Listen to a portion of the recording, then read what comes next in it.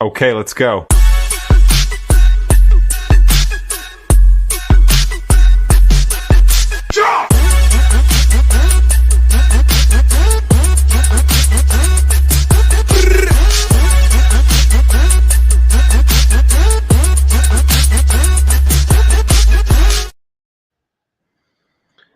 Welcome in, everybody. What's going on? I can tell you what's going on. The weather in Tennessee is garbage. At least the projections of the weather is garbage. I can tell you that right now. So I am homebound, but I am going to be sitting here supporting Dustin as best I possibly can from the computer while he Well, is out there hopefully, attempting to catch some fish. hopefully I can get some bait first. It's been a struggle. I've been on the water for about an hour and a half, hour and 45 minutes, and I got no bait whatsoever. That sucks. But That on the it plus does. side, we are joined by some very awesome people. So let's see what we got in here. We have Mike Sampson. Welcome in again, Mr. Sampy. Appreciate you always being here to support us. Mean Gene Squad, what is up? Let's see. John Boy's Catfishing. Hello, hello. Steve Ransom. Let's go. Everyone be sure to hit that thumbs up. Appreciate that very much, Steve. And Bobcat's like, hey, is it actually raining? It's supposed to be. It's supposed to start any minute. Last I checked, and it's supposed to rain up until right before 2 a.m. So yeah, I'm homebound. I wasn't gonna go play in the rain. My boat is still not running. I'm not gonna lie. I'm gonna work on it tomorrow. If I can't get it running tomorrow, I might just have to part with it, get a different one, man. It's becoming a nightmare. I hear you. Boats are supposed to be fun. It is.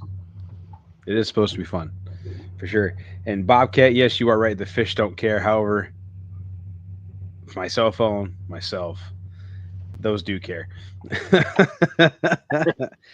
I don't necessarily care to get rained on if it's supposed to be thunderstorming.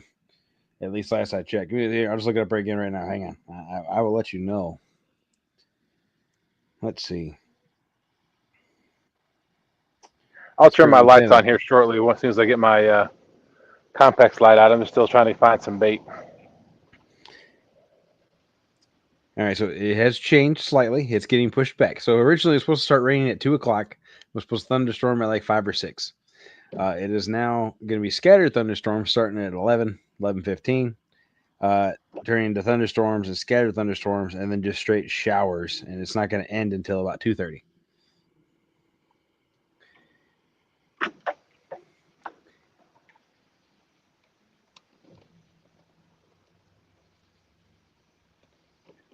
Yeah, the motor, Bob. It's still giving. I can't get it to. I thought it was a fuel problem because originally it was trying to. It was at first it stopped. It was acted like it was the carbs again. So I cleaned the carbs. Tried running it again. It was cranking, starting. Trying to start. I should say it's firing. It's firing. So choke it, thinking maybe it just needs a little choke. Well, then it dies. It's like I'm flooding it out. So then I was like, okay, so either A, it's getting too much fuel, or it's not getting enough fuel. One of the two. Obviously, choking it usually it gives it more fuel, which gives it. I'm sorry. Yeah, you're trying to give it more fuel, and with it dying out. So I originally thought maybe it's just the carbs again, but I had just cleaned them, so I was like, okay, I don't think that's it. So the primer ball on my on the fuel line. When I went to prime it, I could feel gas going both towards the motor, and then when I let go, the ball was going back. It was getting hard, but wasn't staying hard. And like I said, you could feel gas going through both directions. So then I was like, okay, maybe it's the fuel pump, because I didn't think about it being the primer ball, but the valve on the ball at first. I guess I'm overstepping here, but I pump thought it was fine. Ball, replaced the quick connect on the tank, replaced the whole entire assembly, the line itself. Just out of curiosity, took the fuel pump apart. Baffle was blown. Okay, fine. Bought a new pump. Put that on today. Literally the same problem. the balls actually stay hard now. It's not getting gas backwards like it's not supposed to. Then the pump obviously isn't pumping too much gas or have gas free flowing through it, so it shouldn't be flooding it. But it's still doing pretty much the exact same thing. Except if I go to choke it today, it wasn't dying. It just was never starting to start with. The spark plugs are brand new. They weren't fouled out. They're gapped correctly. The coils are all firing like they're supposed to. So the only thing I have left to really try is to clean the carburetors yet again, see if I missed something. And then to see if it's the computer on the motor itself. But I don't know how much it's going to cost me. And if it's going to be a ton, I might just look at either a new motor or a new boat. Oh, looky here. I might have some bait in the net. Hey, all right. You turn your lights on so we can see it. Well, let me get first thing is fluttering, but let me get turned around so I don't get the net caught in the motor. That's the last thing I need tonight. No, I understand that entirely. Bob was going to go, but decided not to go. He's going to go Monday. FOA, baby. That's right, Brandon. FOA. Team FOA. All the way. Bob decided to smoke meat and edit tonight. The meat you put on the smoker looked like it was going to be delicious, man. Although I will say you never did call me when it was done, so I'm assuming it's still going. Hopefully dinner will be soon. Bob and Doreen Fishin, hello. Said good luck on finding bait, Dustin. Appreciate that very much. Oh, thanks. For stopping by and saying hi. Oh, geez. Bob said, does FOA stand for Freaks on Acid? Whoa, Bobcat. Negatory. Whew.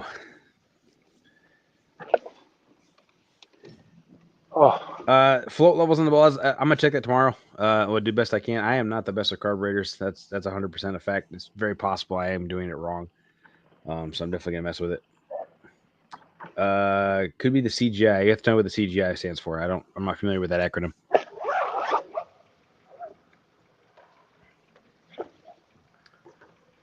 Yeah, then Bob said, "My bad, dude."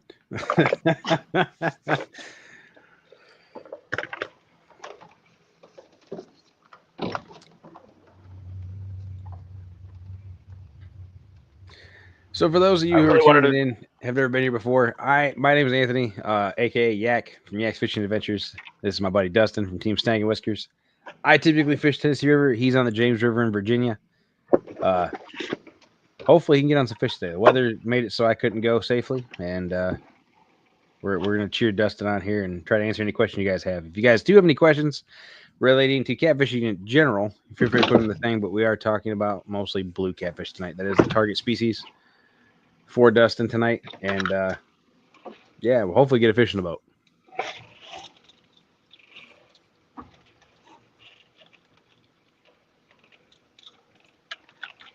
And I'm sorry, I didn't mean to interrupt you, Dustin. What were you trying to say, sir? Hey, oh, no. There's the lights. I have lights. Oh, man. This is a bear. Well, what I was going to say was I really wanted to do this during the daytime. The bait hunting? Yep. Yeah, I don't blame you. I got here right before sunset, but there was a gentleman at the boat ramp who was asking me some questions, and we got to talking, and by the time I got to a place where I could launch the boat, the sun was almost already set. Yuck. And I mean, I came to the spot I wanted to come to. The problem is I'm not marking any bait. I understand. That's definitely well. So when the boat was running, that was my struggle. I couldn't find bait. Now that the boat isn't running, I'm sure there's baits galore. Well, another reason I wanted to do this during the daytime, sorry about the view of my backside here in a second, was because if I needed to, I was going to try to make a run down the river where I know there's bait, and it would have taken me probably about 20 minutes in the daytime, but it'd take way too long at night. Hey, I got something in the net. I got something. I'm just going to pull up. I'm sorry. I'm just going to pull up this first part of the net. Hey, there's something. What is that? Looks Get like that shad out of there. Yeah, buddy. A nice one, too.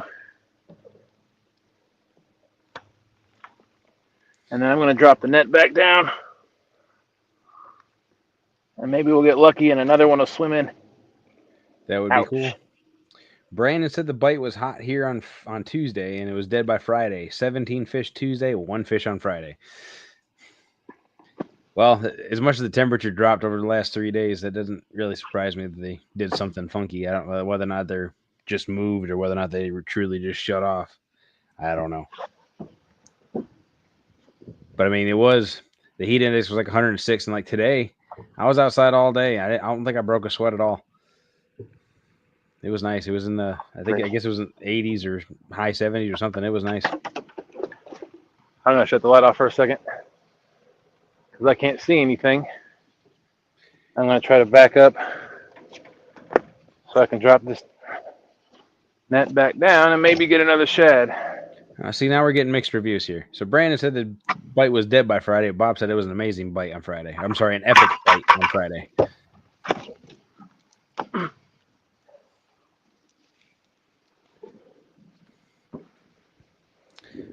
Fishizzle is Brandon, and Bobcat both fish the same area of the river I do. So the fishing report is good. Oh, no, he's being sarcastic.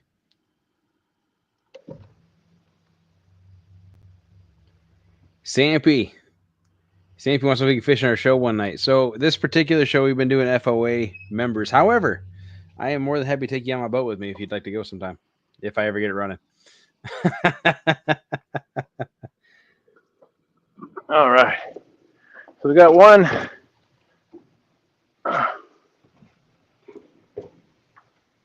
Hold on. One nice shad.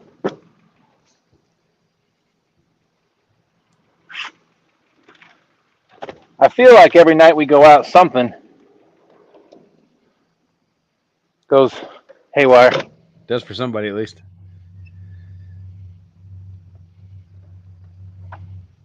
Whether it's the weather, or it's the boat, or it's the bait.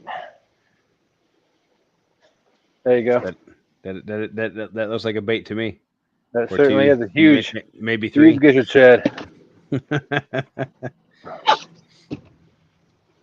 Now, just hope that I can get.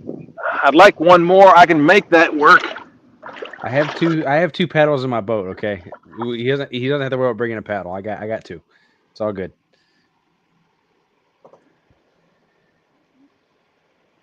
However, I am going to finish my dinner. If y'all excuse me for me, I'm going to finish my bowl of cereal here. I'm going to mute my mic, but feel free to keep asking questions, and I will chime in when I can. Other than that, let's just sit back and relax and watch Dustin put on hopefully a pro show with one single gizzard shad. Watch Dustin struggle finding bait. All right, I'm going to give this about 5 more minutes. If I don't get any more, if I don't see anything else, I'm going to go pull the gill net, and then we're just going to make do. I got 6 rods, 1 big shad. We'll do a headpiece, and I'll make those body sections work. And we'll go fishing because I'm not going far from here. I'm going probably about 200 yards west of here.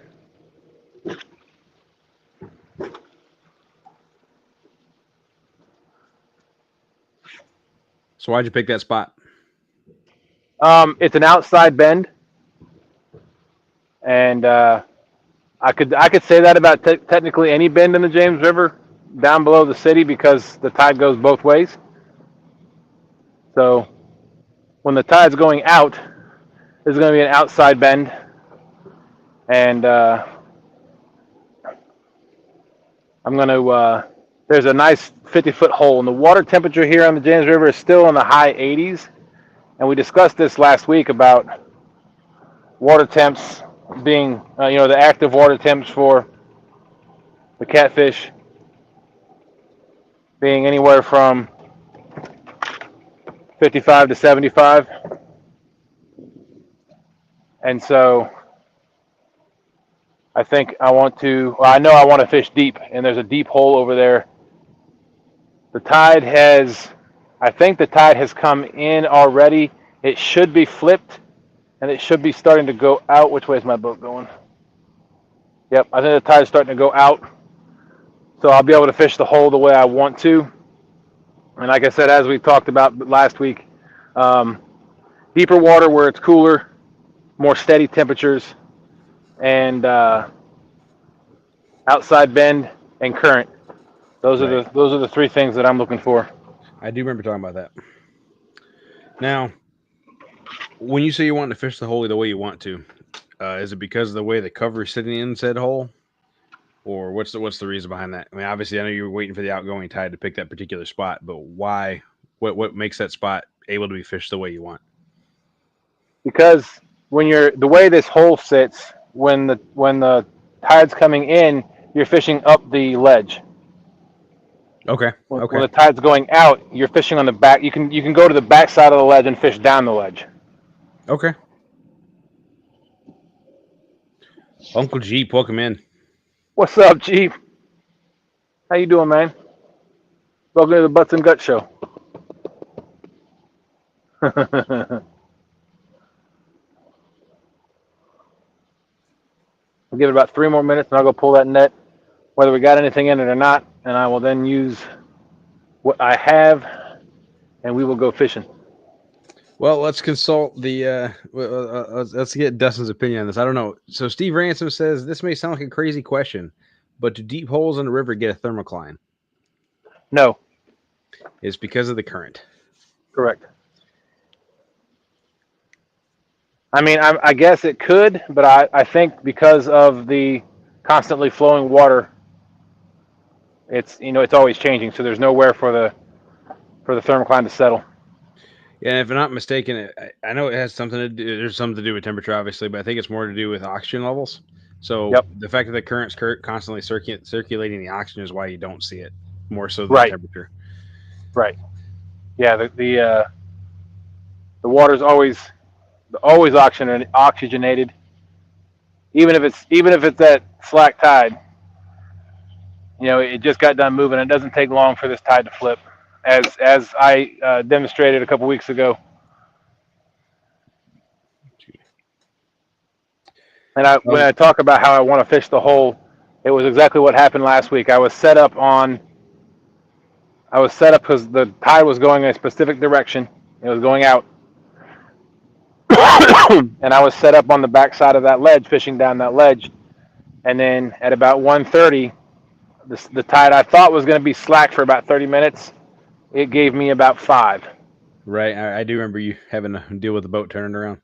And so at that point, the boat churned. My anchor was all cattywampus. It held me, but it wasn't how I wanted it. And then I was no longer fishing the location I wanted to fish and how I wanted to fish it. Right. What's up, Big Mike? He says, hey, y'all. What's up, Mike? And Uncle Jeep says, nothing sucks more than losing water when it's 112 degrees outside. Apparently, he's been having an issue with his well. He's been working on it for the last 48 hours. Oh, man. I am sorry, man. Hope you get it figured out quickly. He says he has water again, so I assume he did. Or at least has it at a point where it's not leaking anymore. Maybe not quite working 100%, but something. All right. Let me point this way. Point this way.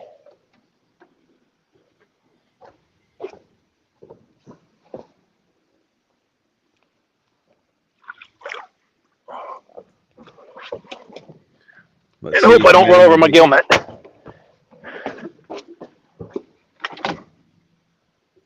Yeah, I need to figure out if we can use this in Tennessee. I don't know if we can or not. No. Well, then never mind. Thanks for answering that.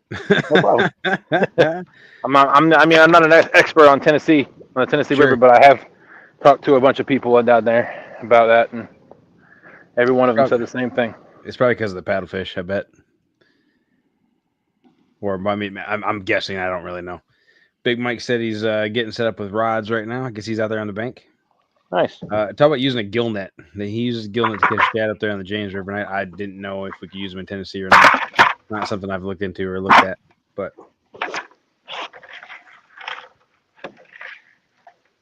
I'm assuming Big Mike's also fishing on the Tennessee River. As for where, I do not know. Obviously, he is not worried about the weather like I was. And he did confirm what you said, Dustin, that we cannot use him here.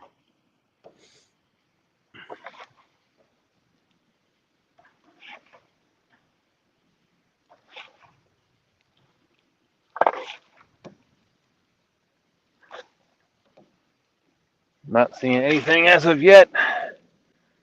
Not looking very promising, but like I said, we've got the one.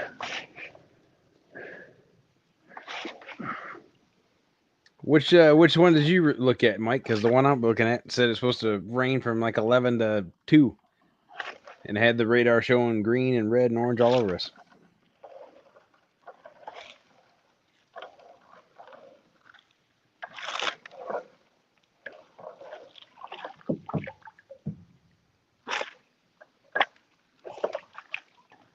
All right.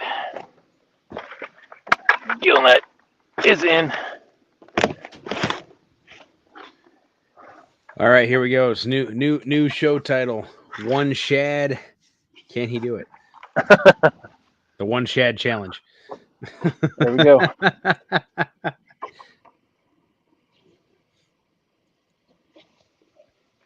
Oh.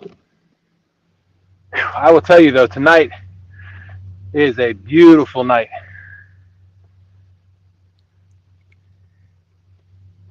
Like I said, it felt great outside. I wanted to go, but It's first time at night I think we haven't had a chance of rain. But there's been a cold snap that's come through here. Tonight at 2 o'clock by the end of the show, it's supposed to be 67 degrees. yeah, but it's definitely been cooling off.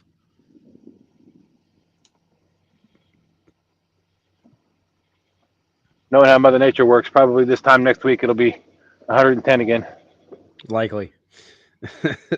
Here, well, again, last I checked, it was supposed to rain from tonight until Friday.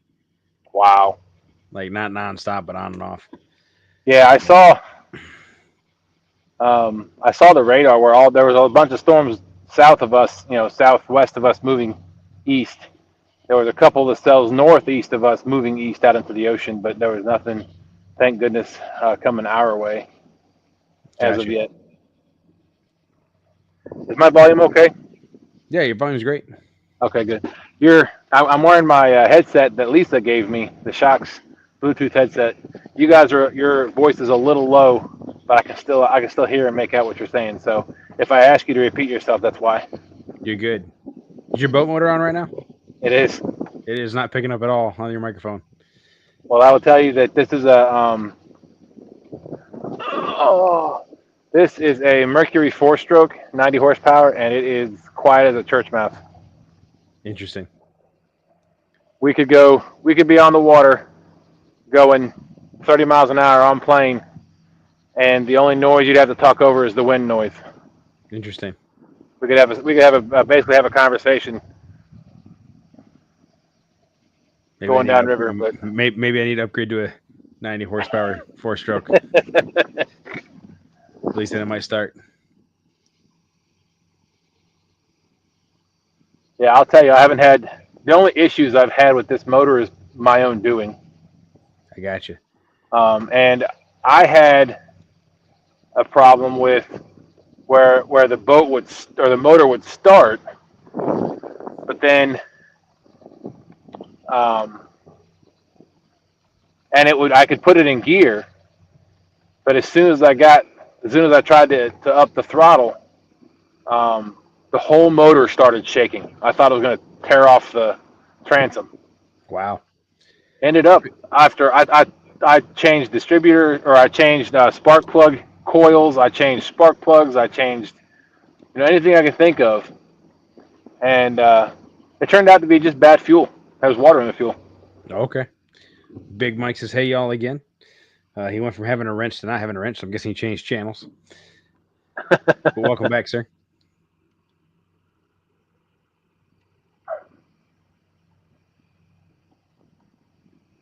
I'll tell you what. There was I said, like I said, I dropped the gill net probably 4 or 5 times tonight. But I went back into this little. There's a bunch of little loops on the James River. They're the natural bends of the river. I think I've talked about that before. And excuse me. And there's this one loop here, not far from where I'm at, where I used to fish in the past when I was with Stan, and there'd be boats coming out of that. It's really shallow back there, and there's an old rickety bridge, and there was a particular boat that would haul butt out of that opening. You know, and of course its back end was buried, and it was a cabin or cuddy cabin ocean liner. Yeah. And it would haul out of that thing, haul in and out at nighttime, going like 20 miles an hour. And I was back there tonight. I'm like, I don't know if that boat's anywhere near us, but I almost dropped the gill net back there. And I'm like, you know what? If somebody comes through here, or if that boat comes through, he's going to run right over because he's not going to be able to slow down to pay attention to what's going on. Yeah. So I changed my mind. I said, you know what? I'm just going to go back to where I was. And as I was coming out of that little cut in the river, those been there. Guess who showed up? Soon as I was coming out of it, so he slowed down and putted along. As soon as he got by me, he hit that thing full throttle. Crappie Day Darren has in, said hello, good people. Welcome in, buddy. What's up, Darren? Thanks for coming in, man. Well, Bob, to answer your question, I really hope it is not the computer ignition module, because that's a lot of money.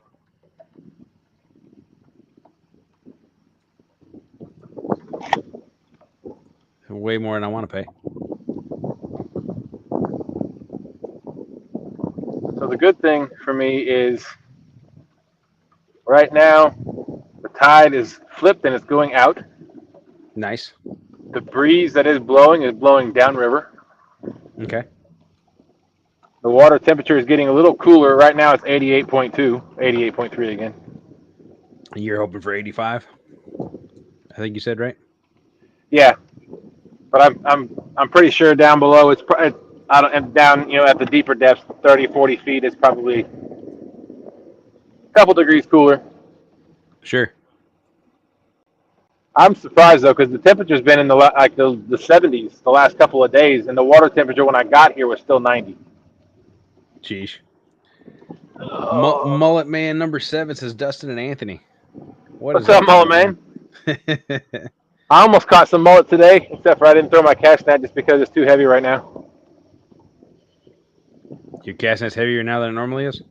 Well, I think I told that story. Austin tore my cast net. I had a smaller one. It was about an 8-footer. Yeah. And he did ask me. He's like, he said, I'm going to buy you a new one.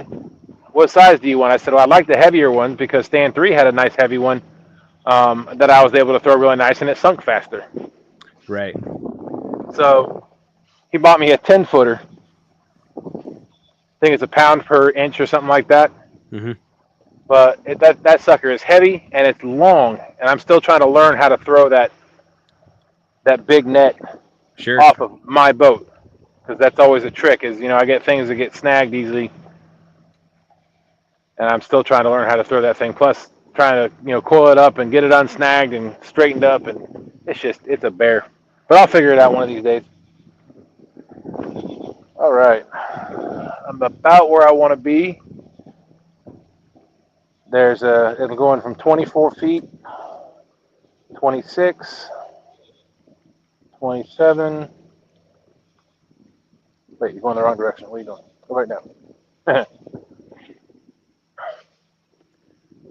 And I will say I picked this location too because it's closer to my house. There is a spot that my neighbor has gone to the last couple of days, and he said he pulled out 9 fish over 30 pounds. Wow. But that's about. Well, I guess I could have gone down to Jordan Point, but he said when he was down there today, the wind was blowing and there was about 2-foot swells, and I wasn't wanting to deal with that. No, I got you. All right, I know I'm getting close because there's this white dock. This hole I'm going to, like I said, it's about 50 feet deep. Okay. It's the hole where Stan caught his sturgeon.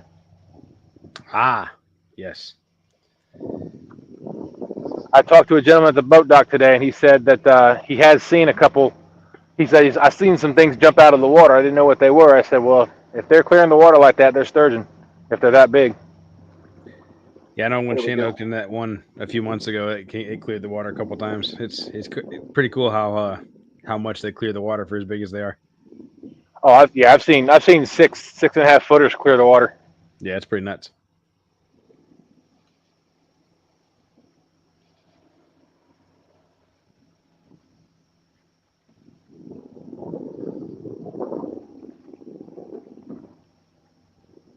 I really wish I had some sort of thermometer that I could stick down. You know, I can put it down 30 feet and see what the temperature is down there just to test it. I know I talked to Epic one time, and he said when you're dealing with the river and the water is constantly flowing and churning, all that water is getting all mixed in, and your surface temperature is usually similar to your, the undersurface. But I don't know how deep that goes. Sure. Uh-oh, there we go. Guerrero Bagre. Welcome in, man. What's going on, Guerrero? Yeah, I can't roll Mars very good. I tried.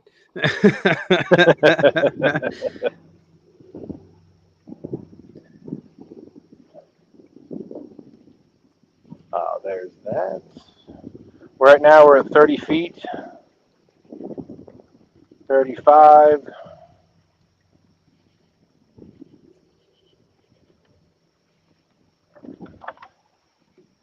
Sometimes you gotta be able to find this hole. I'm seeing some 38. Well, before I couldn't get my boat motor running, I had it cleared to possibly get a new fish finder with side scan for Christmas. Oh, But now I'm spending more on boat parts and whatnot, and possibly going to spend more on boat parts. I don't know if that's going to happen now. At least not for a little while. man. All right, I think I'm gonna. We're at 42, 43. I see some marks down there, so I'm going to go towards this channel marker. Rebel River Cats is in, says hello, everyone.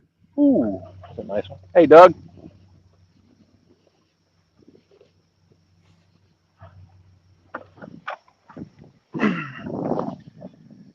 So, Dustin. Yes. Per the norm, why don't you go over your gear that you're using tonight? All right, give me 1 second.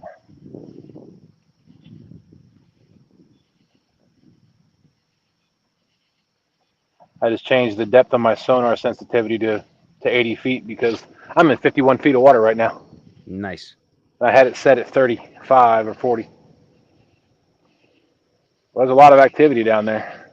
All right, so let me go get my anchor set up and I'll go over all that stuff in just a second. So I'm going to go probably about 50 yards upriver from where I want to fish because I got 100 foot of anchor line. And if I'm in 50 foot of water, that's going to take half of it. Tim Wheaton is stopped by. So, what's up, Yak? Whisker yacht not repaired yet, buddy? No, it is not. It's been nothing but a headache. I'm working on it all. I'm gonna work on it all day tomorrow. But it looks like it could be a computer box issue now. I will know more tomorrow after I clean the carbs yet again. Guerrero, no, we did not. We shouldn't have lost sound. If you did, it's not on our end. I've got some fog on the river. Fog on the water. You know, another thing I've got to, I'll talk about that I've got to deal with here on the James River is barge traffic. That is something we deal with here on the Tennessee River as well. However, I do believe that James has it worse than we do. Yeah, so I've got to make sure that I'm actually out of the channel, so that if a barge comes through, I don't have to throw my anchor line and move. All right, let's see what I got here. So right now I'm going to grab my my anchor, and this is attached to an old cast net. So I'll tell you my little trick that I did a long time ago. But anyway, this is my Never Lost anchor. It's the Pro Series. I want to say 17 pound is the heavier one. Now, is that butterfly or sunshine? This is butterfly. What I did is I actually tied it to an electrical wheel. So I tied all the rope around it, so when I let it go, I just hold on to this and it unwinds and doesn't get all tangled up. That's pretty handy. Darren says it's a great day above the grass. That it is. Every day is a great day above the grass, in my opinion. I agree. All right, so now what I've done is I'm up. I went a little farther up, and I'm in about 35 feet of water, and I can see behind me where the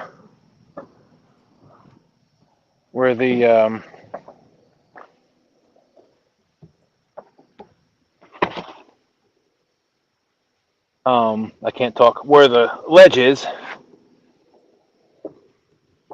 And so now my anchor is out.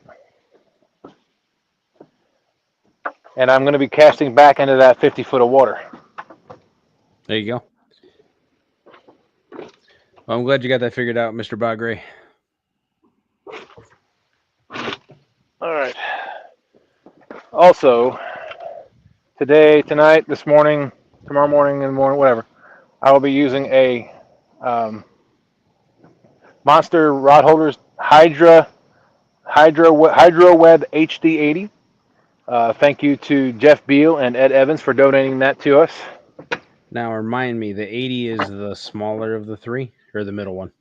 The 80, I think the 80, and I think he has a 120. I don't know about the smaller one. I think the 120 is the big one, yeah. Yeah. It might be 60, 80, and 120. Something like that. I think it was three sizes. I guess don't hold me to that. I could be wrong. So hopefully I'll be using that tonight. I'll tell you, the cool thing about that was Sean and I went out. Oh, hello. Nice phone. Sean and I went out, and actually it was still in the box when we took it out fishing for the first time. And that very first time we had it, caught a 50-pound bluecat. Yeah. So I had to take it out of the box, get it wet, and then, we hauled in the 50-pounder.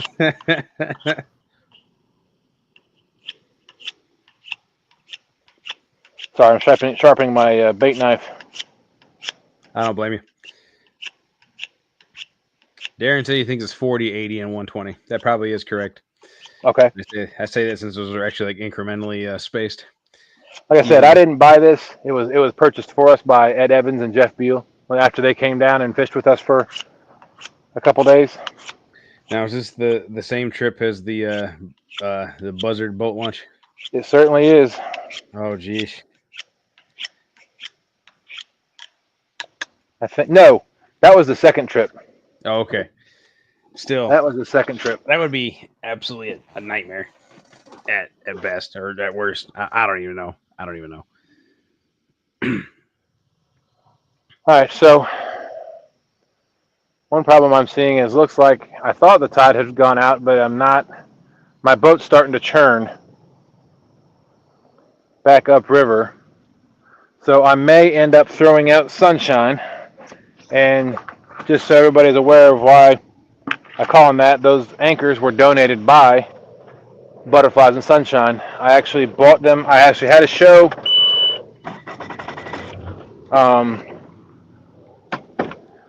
we had a Snaggin Night Live show in Tennessee at CatCon, and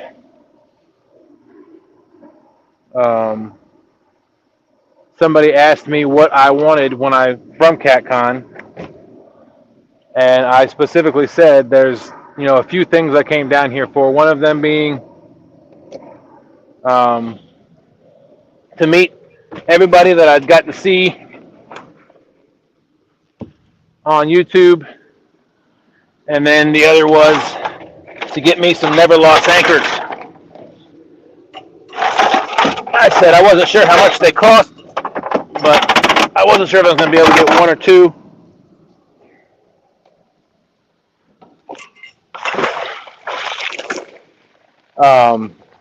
Oh yeah, that wheel thing does work really well. You couldn't really see it when you threw the other one. Yeah, that's pretty smooth. Yeah, I like that. I will tell you, I learned a hard lesson that those things float. The wheel does? It does. Okay.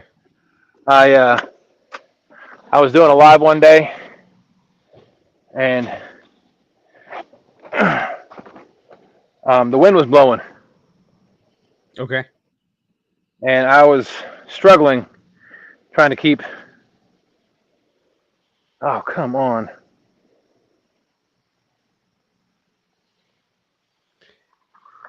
I was struggling trying to keep the boat straight.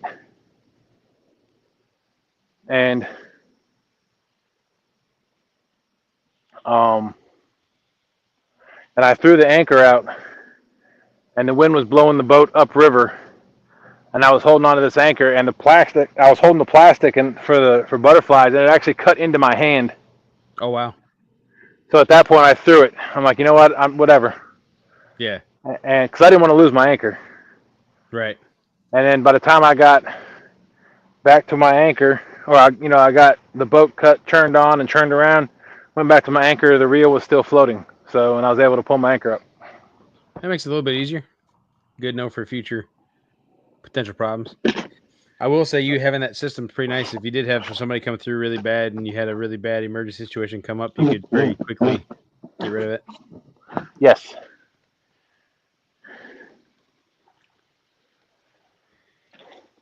Tim said, let's see. Yes, I did switch out the Yak Cave a while back. What you normally see, if I'm not mistaken, is I have a backlight on this wall to make it a little bit of a different color. But it was in my office, which is now a spare bedroom. So I'm in the living room now. He also said it would be my luck that the wheel would be yanked out of his hand and into the river. Well, at least it does float, so you could get it back. Yep. So if I get a barge come around the corner and they start honking at me, I'm not going to have time to pull my anchors. I mean, what I could do is, pull enough so they're off the bottom, wrap around the cleat, do the same thing to the back one, and then just pull forward. But well, just being able to untie the cleat and check the thing over is pretty easy. Yep. Just as long as the barge doesn't run over it, then you're kind of hosed. Oh, I mean, that is true. That is true. But, all right. Let's get this shad cut up and get some bait in the water.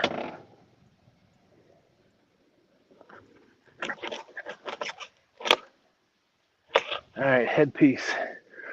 All right, what should we do? Should I do body chunks or should I do a fillet with some backstrap? What do y'all think? While you're thinking about that, I'm going to get the headpiece on one of these effing rods.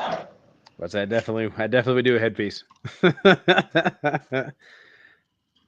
I know what my idea would be with only one bait and 6 rods and a couple hours to fish. I guess the other question is: Are you planning on throwing your gill net out again? It depends on how hot the bite gets. Fair enough.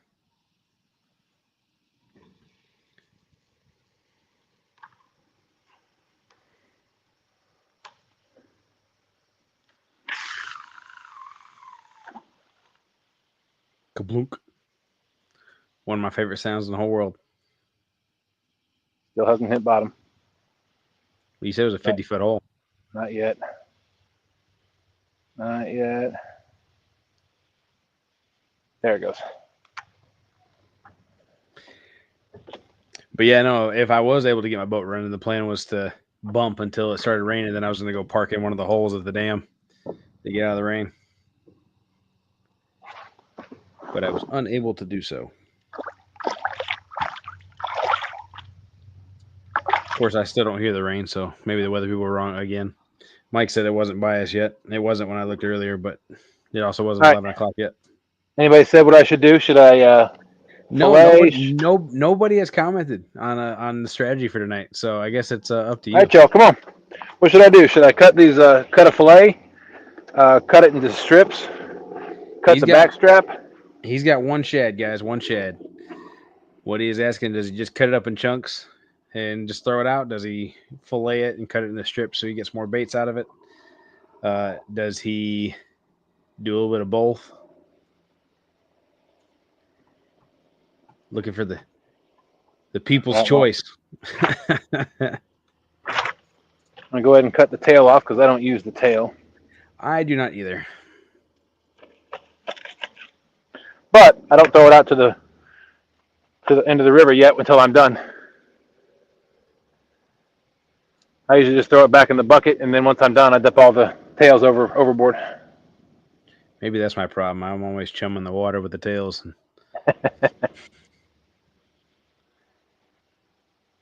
So what I can do is I can cut the fillets off. It's going to be a little harder now, but I can cut the fillets off and then cut the fillets in half, like lengthways of the fish. So I can get 2 fillets out of one, and then I can cut the back strap and get 2 more baits, or I can cut a gut pocket with back strap.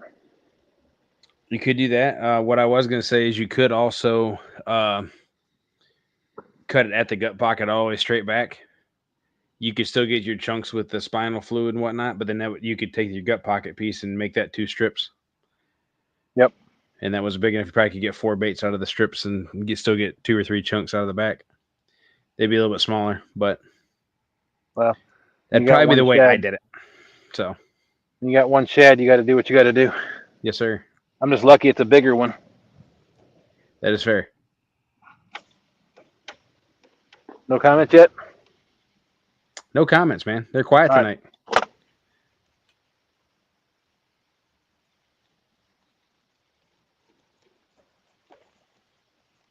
Ouch. I'll tell you what. The bottom spines on those shad are sharp. Yeah, man, they can be. That's for sure. I've been stabbed more than once. I've also had them rip my vacuum sealed bag before too.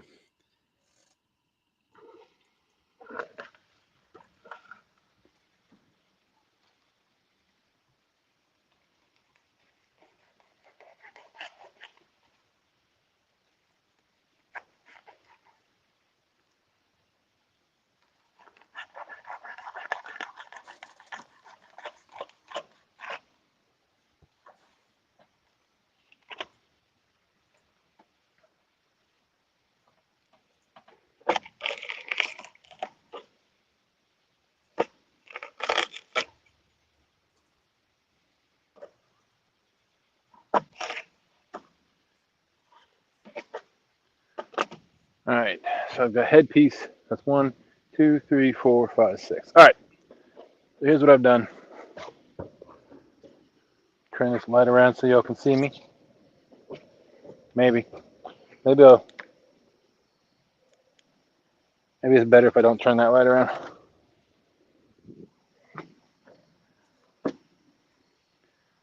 I got 1 fillet I'm going to put on. So that's 1 whole side.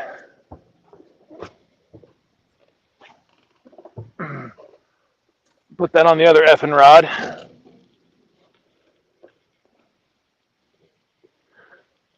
Y'all still with me? Yep, we're still with you. All right, cool. So you asked me earlier what I'm using gear-wise.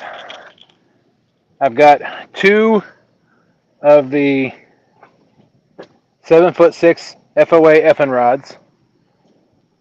I've got 2 Ancient Mariner 6,000 reels. And then I've got 4 Ancient Mariner albatross reels. Are those also on the effing rods? They are. No. So the 2 effing rods have the 6,000s. Sorry. And the 2 6-footers and the 2 5-footers have the albatross reels.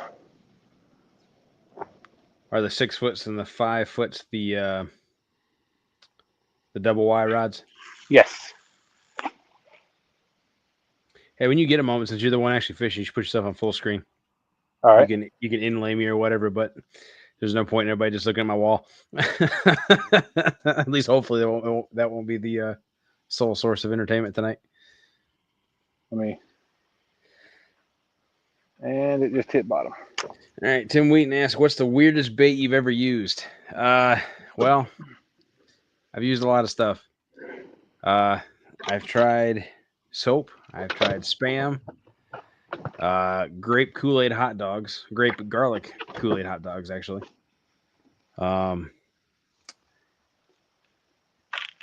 Chicken. Lots of different types of and flavors of chicken. I tried beef liver once. I've tried bacon. It was old and expired because I forgot about it in the freezer. Just to be clear, it's not something I would normally use. Bacon normally shouldn't be wasted like that, in my opinion. Let's see. Oh, if you ask Bobcat Outdoors, he will tell you that we used perro, which is dog, because he definitely called the chicken we were using dog. So if that counts, that was the weirdest bait because he definitely mispronounced it. What about you, Dustin? What's the weirdest bait you've used for catfish?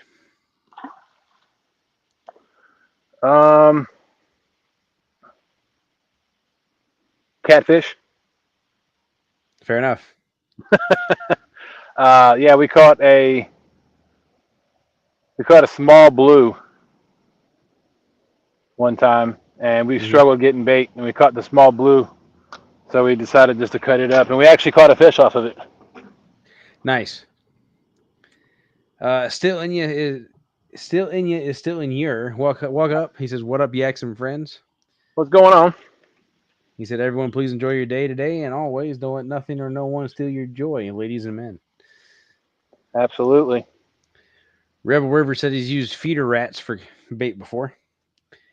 Oddly enough, rats and mice are a very common bait for certain species. I know they're quite commonly used for pike. I also know in muskie, but I also know that they're really popular for brook trout, especially up in the Labrador, Vancouver area up in Canada.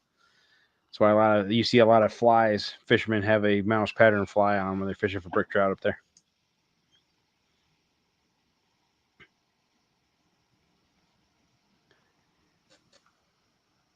So while that may seem weird to us American cat fishermen, it's not necessarily unheard of in other aspects of the world. Now the question is, Rebel River, did you catch anything on those feeder rats? That's the real question.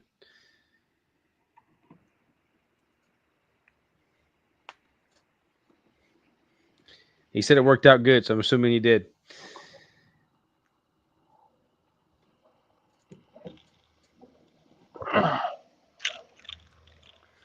All right, so to finish off what I'm using, everything else I've got on my line, minus a couple of the weights I've got. I will say I'm still using dragon weights on these just because there's not enough current in here to make a difference. Sure. And I didn't feel like changing them out tonight, so I got 4-ounce dragging weights on.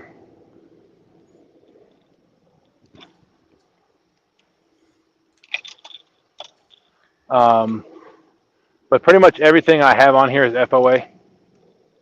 Like I said, minus the dragging weights because I have lost a couple dragging weights.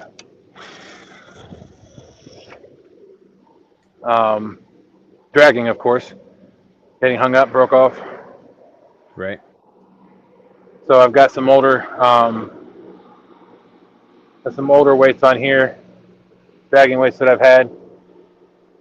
Oh, I'm getting a bite. That's good. Well, you should really make yourself solo soon. Yep, let me get my other rod cast out real quick. Rebel River said he had 4. He hooked 4 fish with the rat and landed 3. One of them got ripped off with a takedown. That's pretty cool, man. I'll tell you what, Danny, yes, Danny Stone, he's used zombie carp before. He's actually used a goose he hit on the side of the road one time. Hey, man. If the chicken works, I don't see why a goose wouldn't. Goose is a lot greasier, too.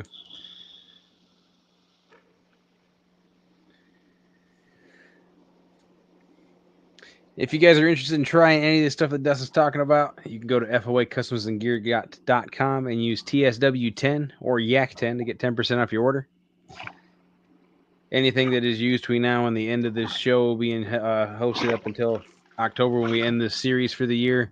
Any of the sales through those codes are going to be donated to Freddie as a token of our appreciation. So feel free to check it out and feel free to use one of those codes and get yourself 10% off.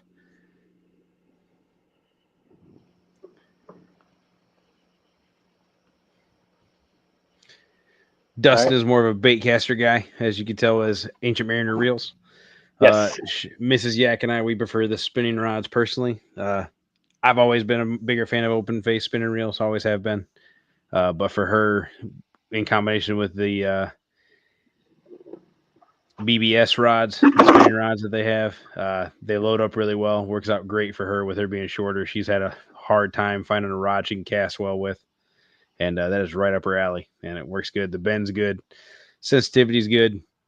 Glow in the dark tips is nice for those who like using black lights, and it's definitely worth considering some of these rods. I've used pretty much everything out there except for the titanium one, the gray one he has. I have not tried that one yet. I have not either. That's the one that's got the saltwater eyes on it. Yeah. It looks like it'd be a good rod too. It feels well made. And it's also got the trigger on it. Trigger grip handle. Yep.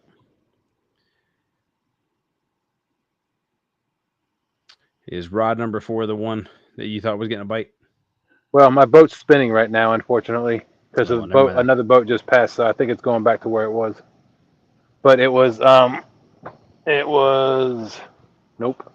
It was that one that I thought was getting a bite. On the far end? Far side, yep. Well, is your screen flipped? I can't tell if it is or not. I don't know. This is my left. Okay, yes, never mind. So it's not flipped. It's looking like it's supposed to. Number 4 was the one I saw the line jumping on a minute ago, but it could be, like you said, the boat spinning. The one right there? Yes, sir. Okay. Another thing that we have to think about, or I'll say worry about, because it drives me insane when you're dealing with the James River. We get a lot of species that come up from the ocean up into the river. That's fair. Some of them are great, like hickory shad. They come up, they're saltwater fish. They come up in the James to spawn. They come all the way up to the city. So, I don't know, maybe 5 to 8 miles that way upriver is the city, and they go all the way up to the city to the fault line, and that's where they spawn up there. They do that once a year. That's in the springtime. And then another species that comes up, and some people like to use it for bait, is mullet. We can catch mullet like crazy, especially during the wintertime. And I've never had any luck on mullet, but some people like it. It does stay in the hook pretty good. Yes, that it does, and it freezes well too. It makes sense. But it's just I've never caught a catfish on mullet before. Oops, kill my battery that way. And blind Joe. But the one, well, let me get this out of the way too. As we said before, the sturgeon come upriver. Now they are not primarily saltwater fish, though, right? They are freshwater fish, correct? I believe so. Yes. I could be wrong on that, so I honestly don't remember. Rebel River says the crabs are a pain in the rear. That's what I was getting at, Doug. That's what I was getting at. Because we'll sit when the crabs, because the crabs come up from the bay, and they go. I mean, they'll go all the way up to the city, and sometimes. But I will say they are great bait. If you can catch a crab that's 5 inches long from point to point, and I wish I had one to show you that I could tell you what I was talking about. But 5 inches long from point to point, there's two little points that come off of their butts by their back legs. And if they're 5 inches long from point to point, you can keep them as legal bait. And you can actually have, in the state of Virginia, 2 crab pots without being registered or licensed for them for personal use. Crabs and catfish sounds like a pretty good combo to me. So the one crab that I actually got a chance to use, I was actually in this spot or not far from this spot when I caught it, because it was attached to a stick that I was snagged on when I reeled it in. Oh, smooth. And I remember Kevin, Palmetto Cats, was on the channel. I was doing a live one night. I don't know who I was. I was out there by myself. I think it was a day before one of the LFTL tournaments, or a day. It was a day. Oh, it was day before stand day, so it was a Saturday night. Or maybe it was a Friday night. But anyway, I caught it and I was able to keep it alive. Nice. And it was 5.5 inches, so I was able to keep it. And I asked folks, how I want to use this for bait. How do I do that? You know, there's different ways of using crab for bait. Some people will just tear the legs off and the claws and just put a hook in it and throw the disc as bait, you know, because catfish will eat it. You can also take a knife and you stab it right down the middle of the back of the shell, and you can cut it in half and use that. Now, I will warn or caution you if you decide to do that. A self-defense mechanism that a crab has, it will, if you stab it, it will disperse some sort of ink that fouls its own meat. Oh, wow. Okay. So it's a black ink substance, and from what I read, it spoils the crab's meat. And I think it's so that, you know, if something tries to eat it, then it gets in the predator's mouth, and it's a foul tasting substance. So I don't know if it's hereditary or if it's a evolutionary thing, but if, you know, fish have just learned, apparently not, because they eat crab all the time. Right. But anyway, but that's what I chose to do. I cut it in half, and I used half of it, and I was up near Jordan Point Bridge, and I actually caught a 30-pounder on stand day one day using a crab. Nice. Now, I know you talked about this earlier, but Tim Wheaton asking what the temperature is up there in Virginia and what's the water temperature there. Currently here in Virginia, let's see if my watch will tell me the accurate temperature.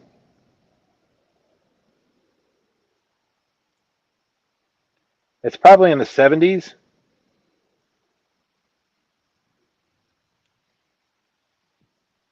I heard something. I think it's in the 70s here. Water temperature is 88 degrees. We're sitting in 45 feet of water right now. I cast it off into about a 54-foot hole behind me.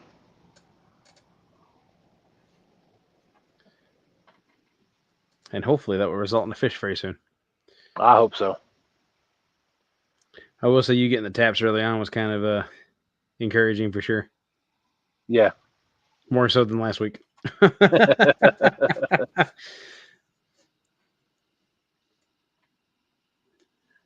one thing I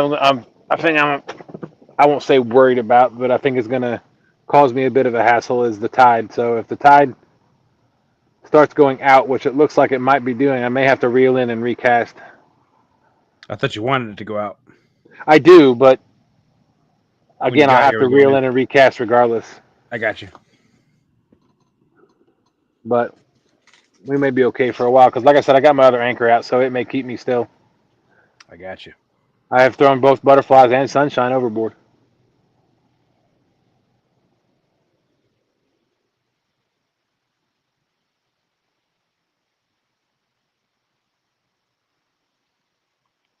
But yes, crab makes a great catfish bait. If you know how to use it. Another thing I've seen people do is they pull all the legs off, and then they peel the shell off, and they get the meat out of it and just use the meat. You get more bait out of it that way, I guess. Yeah, it Now, seems like a bit more of a hassle though. sure. Now, do the officers that give you guys trouble doing that? Kind of What's down that? here, do the officers give you trouble doing that up there? And I asked that because obviously here we're allowed to use sport fish, but if you can't prove how big it was, if it has a size limit, then you could still get ticketed here. I've never been. I'll be honest with you. I've never been stopped where they've asked to see my bait. Okay. I have been questioned up in the city one time by a guy that I feel was undercover. He was like an undercover game warden. He was in a kayak or a boat, a small John boat, and had 2 fishing rods out. And then I had dropped the gill net, and I asked Sean because Sean was in his own boat. And I think I've told this story before too, but I asked Sean to keep an eye on it while I went a little bit farther downriver to try to see if I can catch some white perch or hickory shad. And then as I was coming back up, Sean took off, so I was within the distance, and I pulled the gill net in and went over and was getting ready to go follow Sean when the guy comes up. He goes, "Hey, can I ask you a few questions?" And he showed me his badge. But I know Interesting. this isn't what you were asking, but what he was asking was, do you know what you can keep when you catch it in the gill net? And so I said, Ah. yes, sir. I said, yes, sir. And I started listing everything that you can keep and the things you couldn't keep and all that stuff. And he goes, I'm glad you know that because there's a lot of people out here that don't. Well, I'm glad you knew it too, because I'm sure that would have been a fat ticket if I'm sure. well, I say that it'd been a fat ticket if he'd have caught you with something you weren't supposed to have. Right. But as that's the only time I've ever been questioned about bait, not necessarily what I've caught, or what I had on me. But Sean and I got stopped one night during the monster hunt 2 years ago Mm-hmm. over by Jordan Point Bridge. And they asked to see our licenses. There was the one interesting thing that came out of that stop. They asked to see our licenses. They never asked to see our bait, and They asked for Sean for his registration, all that stuff. Yeah. And then the one thing they told us was that I thought was interesting because we had the Compax light on his Uh-huh. boat up on the front deck, and it was all the way. It was all the way up. It was up extended to whatever it is, 12 foot tall. Yeah.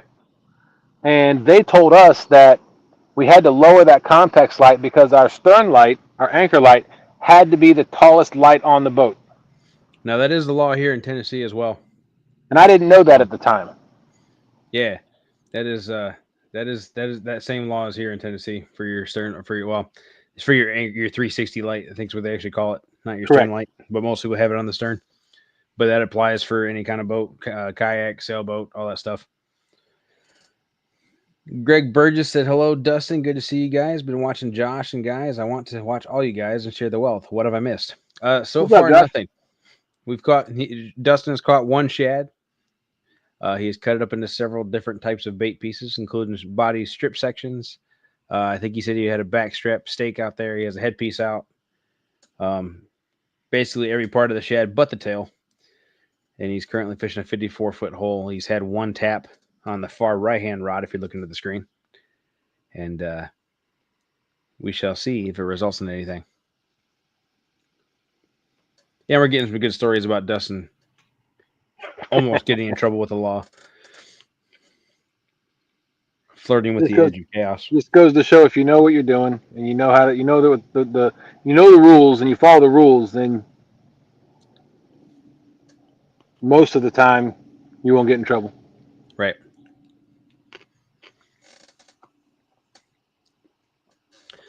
But I know you can get in trouble for having the lights on your boat at night here too. Not The dock because of lights? like your compacts or whatever. Yeah. You can get in Oh, trouble really? for yeah, because it can be deemed as a distraction or something. I remember reading that somewhere. Somebody had gotten in trouble for it, and that was what they were told is because it was too big and too distracting.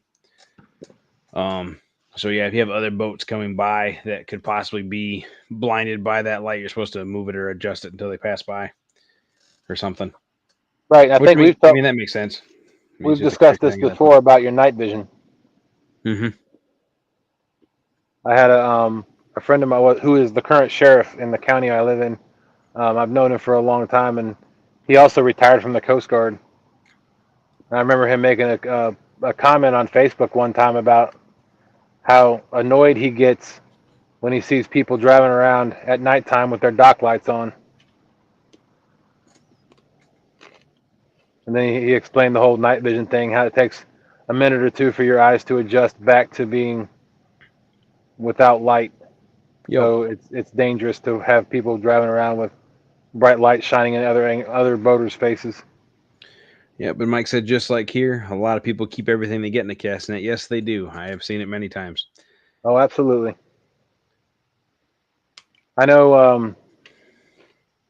I was with my neighbor Scott, and we were fishing that night where we had the show. Where I was fishing that 12-hour tournament with my neighbor. Yeah. In the gill net, we actually caught what looked like.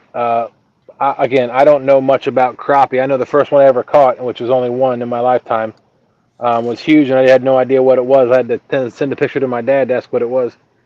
But anyway, we caught what looked like two massive crappie in our gill net, and we weren't sure what they were because they didn't look like regular crappie. Turns Mm-hmm. out they were black crappie, but they were huge, and we ended up throwing them back because we weren't sure. Yeah, well, here in Tennessee, the only thing you can keep when you catch in a cast net are actual identified and labeled as bait fish species. Right. Anything that's uh, anything that's that's considered a trash fish or a rough fish that isn't considered a bait fish, even though they don't have a rod and reel creel limit or size limit, you're not allowed to keep them if you catch them in a cast net because they can only be kept in rod and reel. Bluegill, sunfish, all that stuff, even though they may or may not have a rod and reel limit, same story. You can't keep them. You catch them in a cast net, you got to throw them back. Same if you catch them in a minnow trap, you're not allowed to keep them either, even if Yeah, they're legal size. I was nervous about this because I had never had a cast net before I went out and bought mine. So I actually called the Department of Game and Wildlife Fisheries or whatever it is for Virginia, Mm-hmm. and they said you can keep anything that's not a game fish. Um, I mean, like perch, white perch you can keep, bluegill you can keep, as long as it's not a game fish. Right. But yeah, here, like I said, they have specific species you can keep in a cast net and specific species you can keep with like a minnow scene or a minnow trap. But then everything else has to be caught on a rod and reel. But that Rebel River said that he caught a flounder in his gill net on the James. wow, yeah, I do. I hear they are. Where'd you catch that at? On the James. Well, right, but where at? I didn't know. Sorry, I couldn't help myself. No, you're good. I know that I've heard people catch them downriver, but I've never heard anybody catch a flounder upriver, like up by the city. Up when I say upriver, I'm talking about the lower James. Greg Burgess said Danny caught a nice flathead, about 6 pounds. Josh caught it. I had to double take it. So I said a 34-pound channel, but I think it's a 3 or 4 pound channel. Oh, I love, Josh, I, Jish. I love watching all you guys. Heck, I even watch John Parker, my brother. I love all you guys. And fishing Well, with we Big Mike appreciate says you. he's using baby drum and gizzard shad. Near Dutch Gap, Rebel River said. Oh wow, they caught a flounder near Dutch Gap. Interesting. One time, Austin and I were out. We caught in the gill net. We caught a walleye, a flathead. I think we caught like 6 different species in one time in the gill net when we brought it up. I've done 3 or 4 species before. I've caught crappie, walleye, red ear, sunfish, bluegill, shell cracker. No, I'm sorry, red ear and shell cracker, same thing. Biggest fish I caught in a cast net was a 4-foot sturgeon. Um, think I've caught a channel cat in there too. I've caught drum, several drum, buffalo. Never caught a carp in one. Red horse sucker. But yeah.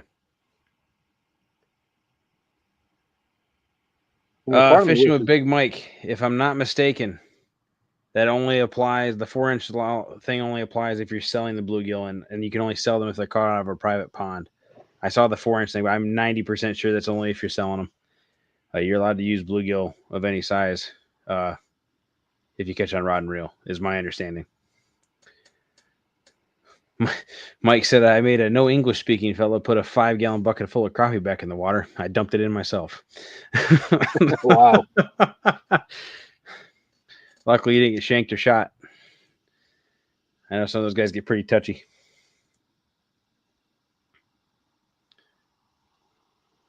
Oh. Now I got one. I have that book somewhere. Actually, they should have a digital copy online. Let me see if I can pull it up. I'm curious about the bluegill thing again. Now you got me wondering about it. I could have swore it was for if you were selling them. But you have to have a special license to sell bait in Tennessee, right? Right.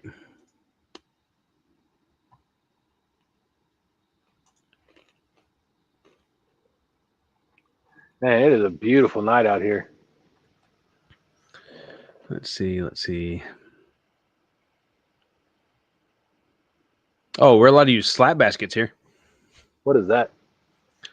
Some sort of thing that you bait with.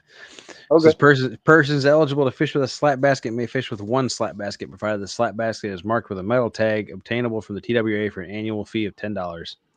Valid from July 1st to June 30th each year. Possession or use of more than one slap basket is prohibited. A slap basket is defined as a device used for taking non-game fish and catfish only. Slap baskets may have only one outside funnel opening and must be made of wood, plastic, or cane slats, which are placed lengthwise and so constructed that there must be a minimum of 4 openings in the catching area, each being at least 1.5 inches wide and 6 inches long. Fish taken may not be sold. You're not allowed to set them within 100 yards of a mouth of any river, creek, or slough. Have to be checked at least every 72 hours.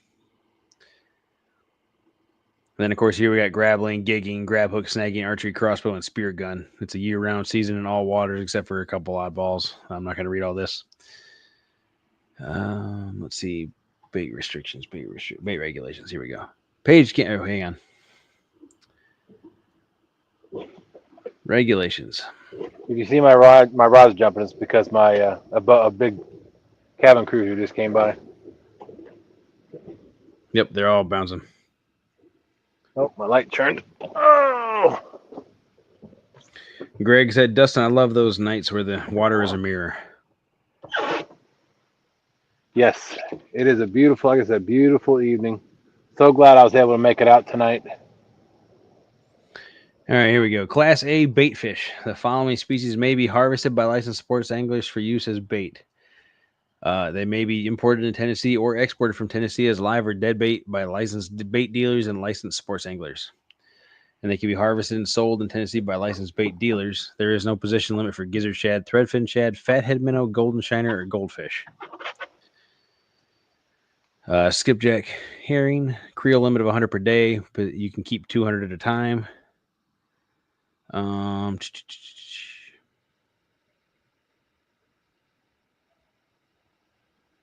Oh, okay. I didn't know this.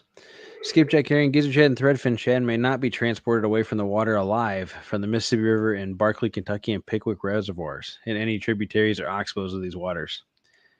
I'm guessing it's because they also feast on eggs of Asian carp and stuff. That's what I guess, because all those waters are ones that have those in there. I bet that's to help prevent them spreading that. That's just a guess, though. I don't know, though. Let's see. Sunfish. All species of the genus Lepimus, I can't pronounce half this stuff, may be bought and or sold subject to the following conditions. A. Such fish may be bought and or sold for bait purposes only. Such fish bought and or sold must not be more than 4 inches in length. Yes, he bought or sold, Mike. Such fish must have been lawfully taken from privately owned lakes and or ponds. And nothing contained herein shall be construed as legalizing the sale of sunfish taken from any stream or public lake. So you can't sell bluegill if they're caught in public water. But the 4-inch restriction is only if you're buying or selling them. That, some of these rules are strange. How are they going to know if you caught them from public water or not? I have no idea. I was like, those fish that you can only catch via a rod and reel. How are they going to know you caught it on a hook? Are they going to use a magnifying glass and inspect the lip to see if there's a hole in it? I have no idea. My guess is probably they'll just watch you for a minute and see if you put it, how you put it in the boat. If they see you using those kind of techniques, that's just a guess, though. Rev Yeah. River said he might be able to join you next Saturday, Dustin. Oh, cool. And Greg said, Dustin, I usually start catching my big ones around 1 or 2 at night. It's the best time I love to fish. Yeah, like I said, unfortunately, I'm not going to move, and unfortunately, I'm not going to be able to change baits because I've only got one shad. Now, obviously, I don't know much about a gill net, but I'm guessing you can't use it where you're currently at because it's too deep. Correct. Okay? Hey, Beck. Sorry, I'm yawning. So they make a floating gill net and a sinking gill net. Okay. Of course, the sinking one you can take to areas where there's deeper water, and you can get, if the shad are on the bottom, and I think that's typically during the wintertime. The shad are on the bottom, it will sink. There's also a way to make your floating gill net a sinking gill net, and that is just wrap the weights on either end, like wrap the rope all the way as far as you want it off the bottom, and then extend your rope on the buoys. Right. So you can make a floating gill net a sinking gill net, but anyway, yeah. So the one I have is a floating. It's got buoys across the top of it, and I keep saying it's. I can't stop yawning. It's mine. Sean actually bought it for the channel. I think it's time to get a new one because it's got more holes. More holes. I could probably drive my truck through some of those holes. Jeez. Yeah, Mike said that bucket of crappie he dumped out, and the guy caught them all in a cast net. So yeah, they need to get dumped back. Gotcha. I've called a couple people out that were trying to keep like undersized smallmouth bass, stuff like that, in front of me. I'm like, hey, you know it's supposed to be this big or something like that, right? And they're like, oh, really? Yes, really. Are you going to say anything? Yeah, right. Pontoon Jody's in the house. Said, what you doing? What's up, Jody? Well, I'm fishing, Jody. What you doing?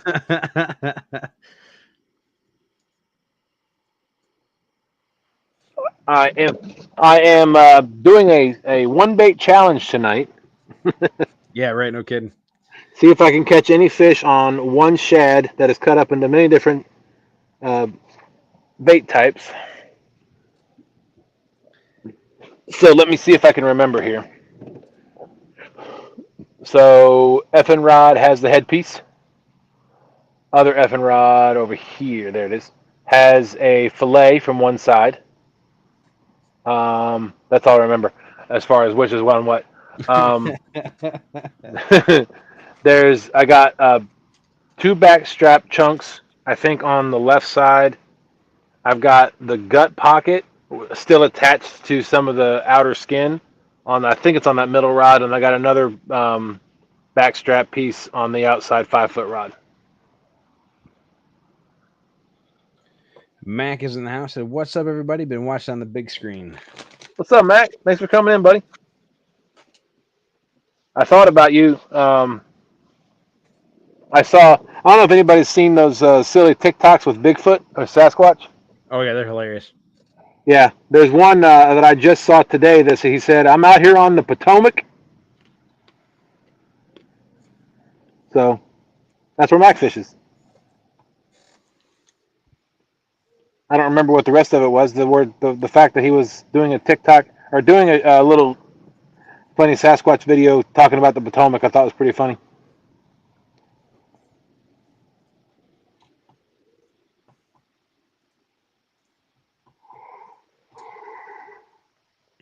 Oh man, I need to stop yawning. I've still got Stop it there, man. 2.5 hours to go. Yeah, you got a ways to go. At midnight, I'll leave it up to chat. If we still got enough people in here, if they want me to reel up and go try to catch another shad, it may take me an hour. Or if they just want to leave the rods in the water, leave the baits out there, and see what happens, we can do that too. Well, I will say this: you went over that hole. You said there was a lot of activity. Was it did like there was a ton of bait fish in there as well, or was it just big marks? What's that now? When you were going over that hole to start with, you were scanning it with your fish finder. You said there's a lot of activity down there. Uh Was there a bunch of bait fish on there too, or was it just like bigger fish? huh. My sonar's not that great. I did see if they were down there. I didn't see the bait fish. I did see a couple of big marks down there on the bottom. I got you. So Well, if it were me, obviously I'm not chat, but if it were me, if I didn't, so you've been sitting in this spot for 25 minutes at this point. I'd probably quarter till it would be when I consider to go get another piece of bait, and I would try another hole if you had another hole. Keyword there being if, obviously. I don't deal with tides, so yeah, that's just me though. But I haven't been catching any fish either, and obviously I'm not catching fish sitting in my computer chair at the house. So take that as you will. there is another 50-foot hole. The problem with that one is it's closer to the power plant, Mm-hmm. and the power plant's kind of noisy. That's fair. Be a good test for your microphone Yeah. or headset.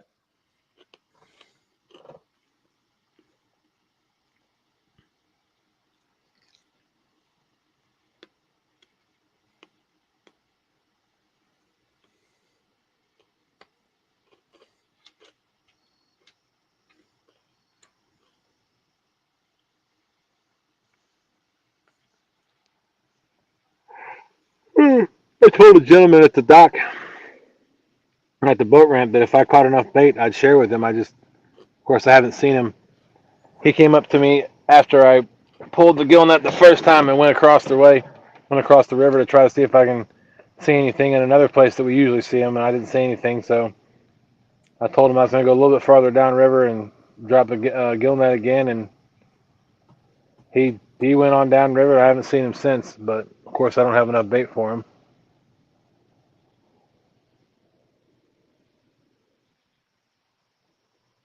Yeah, it's definitely hard to split zero. It certainly is. One for me, none for you. Mm-hmm.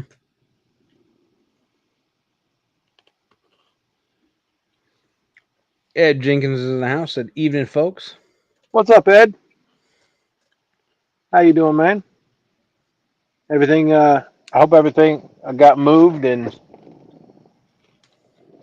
because you moved to South Carolina, right? That sounds right. I think I remember seeing that on Facebook.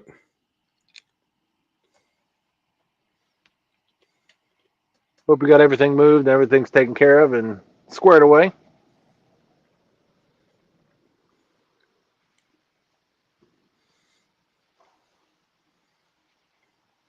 Now that we got some more people in here, if any of you guys have a power pack for a Johnson Everett motor, I am in need of one, quite possibly. If you're willing to part with it. What year? 89. There you go. I don't know if that makes a difference, but I'll be honestly, I'm not 100% sure because I know they the series from like 83 to 89 are all very similar. gotcha. JG swung by just long to give a thumbs up, said rock on, Yak and Dustin, catch a hog, man. All right, JG, appreciate you, brother.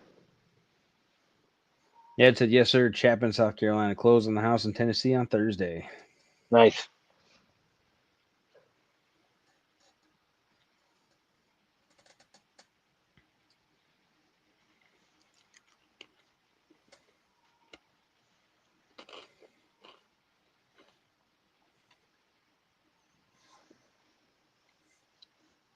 There's one big problem with hosting from home instead of fishing.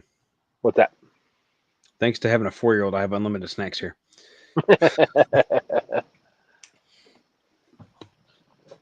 Oh, going to actually move seats so I'm not turned backwards trying to.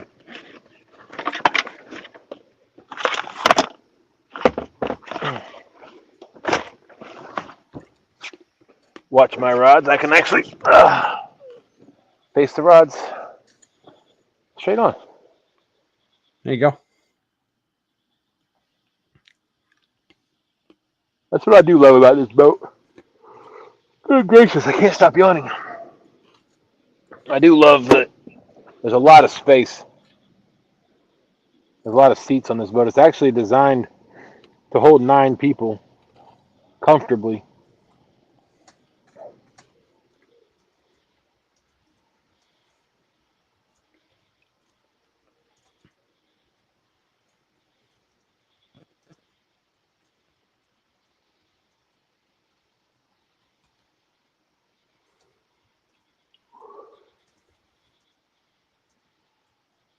You all familiar with Jimmy Dean sausages?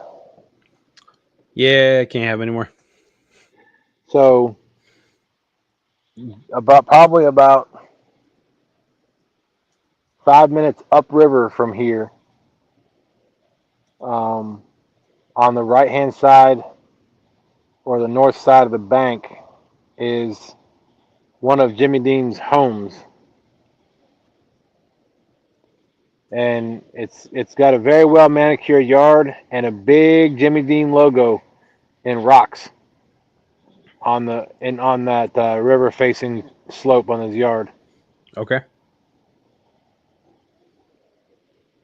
I've actually Appreciate it. fished. I've actually fished below that before. Didn't catch anything, but Yeah, you got to give it a shot, right? yep. Greg said hello. Yeah, can't forget about you, my friend. Thank you. Appreciate that.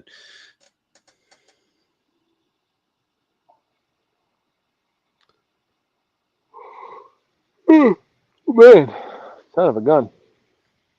Where's Jody at? Need her to do her cat call. Yeah, kitty, kitty, kitty, kitty, kitty, kitty.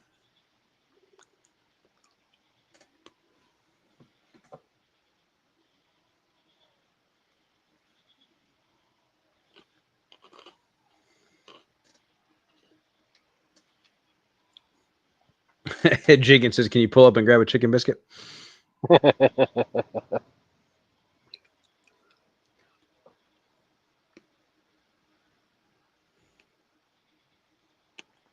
I think next time, if I decide to come to this area again, I will go launch my boat in a different spot where I know there's bait.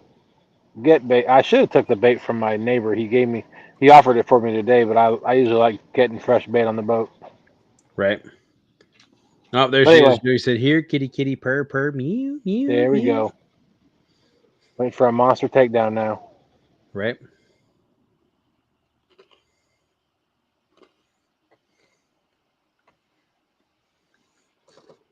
Rebel River wants to know where you put in tonight.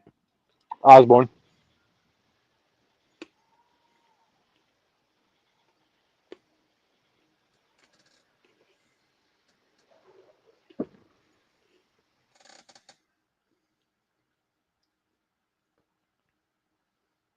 I don't know if you know this or not. You do muted yourself. What's that? So I'm not sure you knew that or not, but you muted yourself. Oh yeah. Rebel said Osborne's a nice place. Yeah. I think there's way too much boat traffic since they redid the restaurant. It's a riverside restaurant. You can actually Oh, that's pull what your you announced boat. that last week. Yeah, you told me about that. Yeah. Oh, I think sturgeon are active. I just heard a big fish jump out, probably about 30 yards from the boat. I see the splash rings. Well, any fish would be a good fish, but obviously we're chasing catfish. Well, we can't target sturgeon here. Intentionally, right? Correct. Rod number 4 just twitched a little. I Just saw that. FYI. Technically, if you even if you foul hook a sturgeon, once you realize it's a sturgeon, you're supposed to cut the line. And just leave the line on the fish? Yep. What kind of sense does that make? It'll rust out. Yeah, but how many boats is he going to get stuck in motors wise and whatnot with that line before then? Again, that's one of those rules. But once you realize that you have a sturgeon, you're supposed to cut the line and let it go. That's nuts.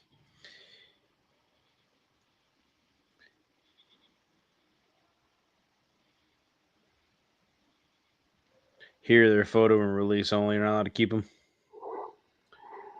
I don't know if you're allowed. I think there's a law somewhere that says you're not allowed to purposely target endangered species, and they're still labeled as an endangered species. I think that's the rule here, or something like Right. that. I know. Let me rephrase that. That's the debate here. I'm not really sure. I'm gonna have to look that up too. I'll look it up later. But I know there's people down here that kind of halfway guide for them. Oh Um, wow. so or at least they do through Facebook. I don't know if it actually counts as officially guiding or not. And I would think if you could guide for them, then that should mean it's legal to try to catch them as long as you're not keeping them. But I don't know. Yeah, you can't even target him here on the James River.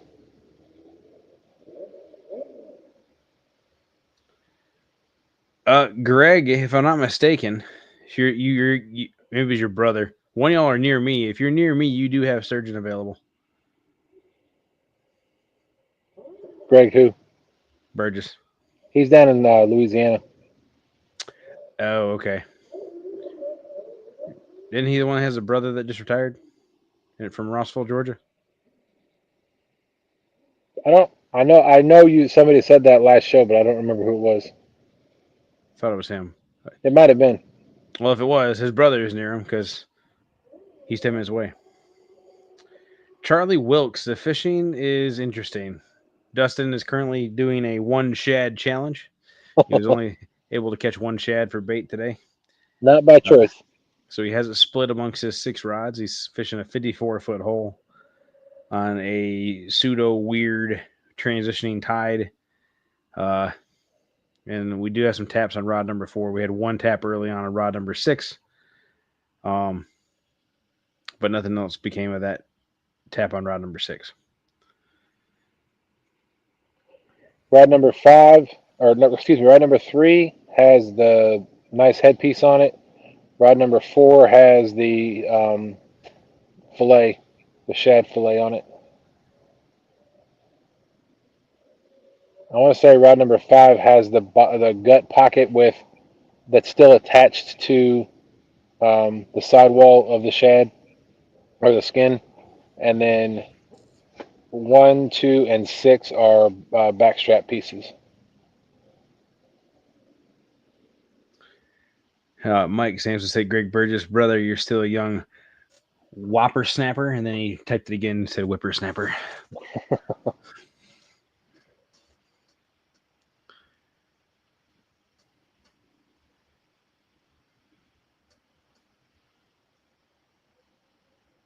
Part of me wishes I would have brought my hoodie tonight because it's going to get kind of chilly. Well, yeah, we're used to 100 and something degree heat indexes or just straight temperature. Yep.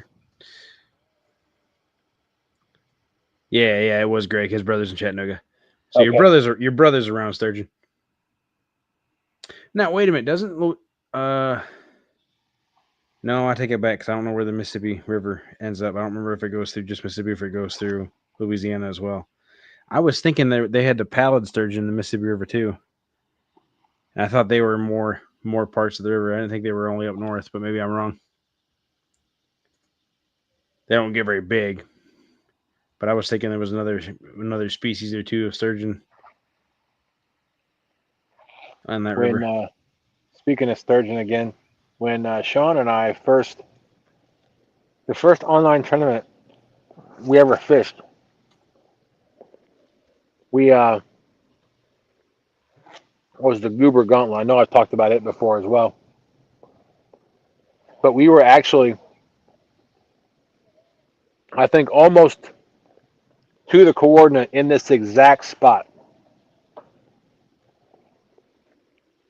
Okay. I didn't mean to, but we were almost in the tonight. But I'm almost sitting in the exact same spot that Sean and I were sitting in his boat during the Goober Gauntlet probably 5 years ago. and that was during the springtime, and we had sturgeon jumping all around. There's one that jumped beside the boat that was almost the length of, well, not quite, probably half the length of the boat. Oh When wow, it landed, it was so close that it got me soaking wet. nice. I was sitting towards the front of his 18-foot John boat, and one jumped across the back of the boat. And it was so close, I thought it was going to land in the boat. But when it splashed, I got wet from that too. Nice. We swore they were going to jump in the boat. They were jumping, but they haven't jumped like that in years, in probably 2 or 3 years Okay. that I've noticed. Right. But I haven't been out on the river as much lately either. So I got you. Well, Ed Jenkins said he'll be fishing the James in November for the Operation Vets with Nets Hooked on Heroes event. awesome! Let me know when you come down.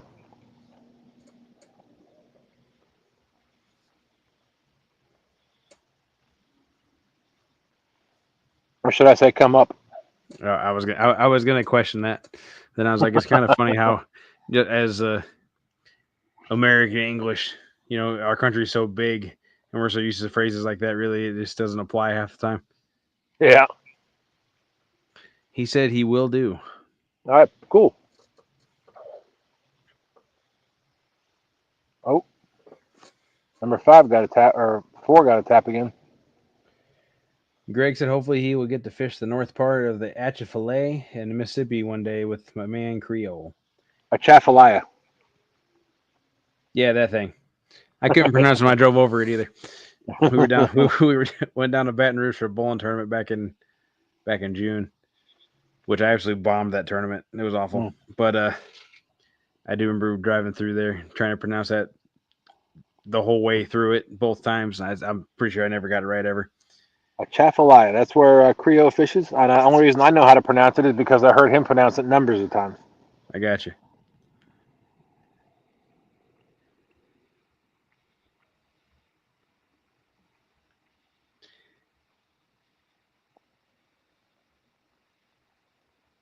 I'll tell you what, Greg. He says he's in South Louisiana by the Gulf. One fish I love trying to catch, and I have yet to catch a big one, is redfish. I love chasing redfish. That sounds like gunshots. Yeah, it sounded kind of funny through the microphone, but I think you were correct from what I heard. There's another one. That's. I will say we are out on the side where the boat landing is, which is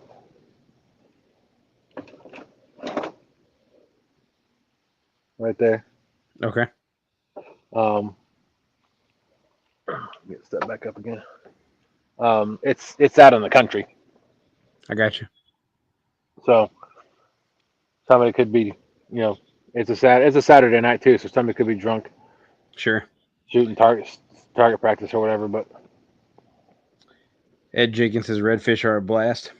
I was actually supposed to go before I got rid of my kayak. I was supposed to go with Catfish Viking and Pat from Twisted Tackle Fishing, and we were supposed to go down to Florida for a redfish trip with our kayaks. Unfortunately, due to my medication and due to some health issues that Pat had, we ended up having to cancel that trip. But that was our goal, was to go down and take the kayaks and go into the back in the mangroves and chase redfish. Greg said he fishes the lower Atchafalaya. Did I say it right that time? no, a Chaffalaya. Say it again. A Chaffalaya. A Chaffalaya. There you go. I'm gonna forget this by next week. But he fishes about 2.5 hours below Creole. Okay. Atchafalaya. A Chaffalaya. A Chaffalaya. Yeah, Creole actually fishes the Atchafalaya Mississippi convergence. Okay. Or tributary.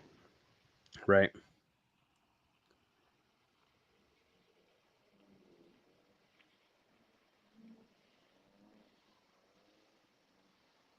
Oh, Lord.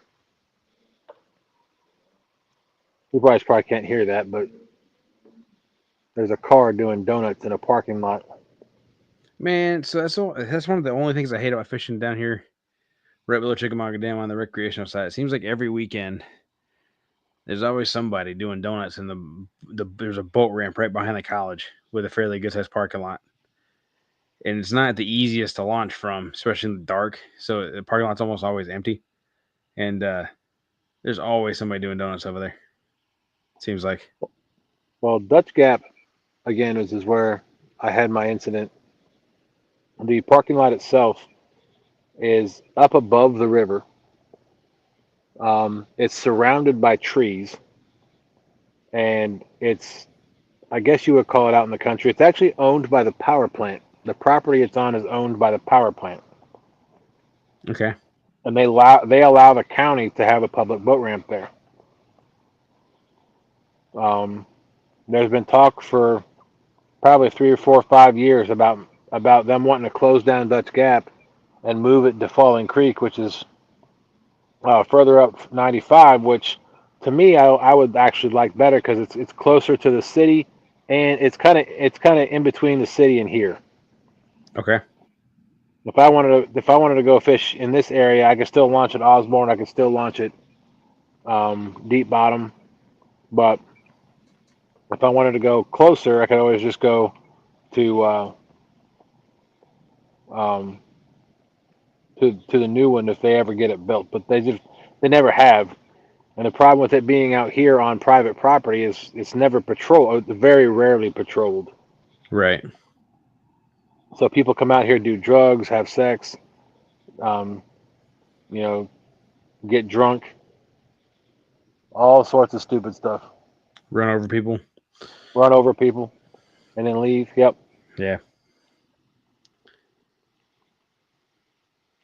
So, but that's probably what that was. It was probably some stupid teenager or college age kid up on that parking lot with the empty parking lot just doing donuts trying to show off. Yep. One of these days they're gonna slip up and they're gonna go off of that embankment and into the river. Yeah, that'd be hard to explain. If they Let survive to explain it. let me rephrase. It would be hard to justify. Yeah.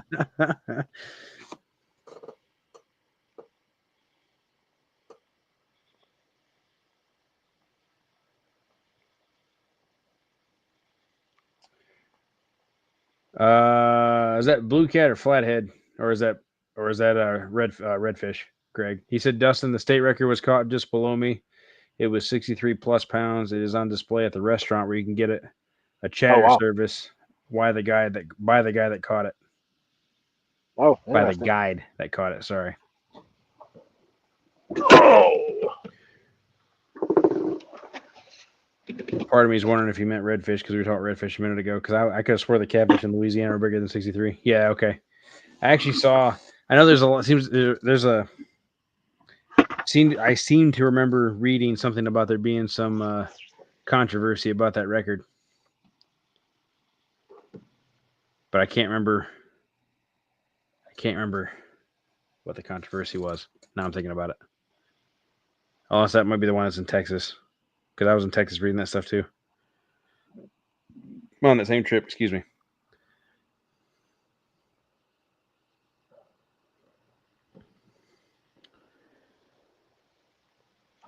Sounds like they changed the gun. Because it wasn't that redfish caught in freshwater, which is what the controversy was about, I guess. I could be wrong. I'm probably wrong.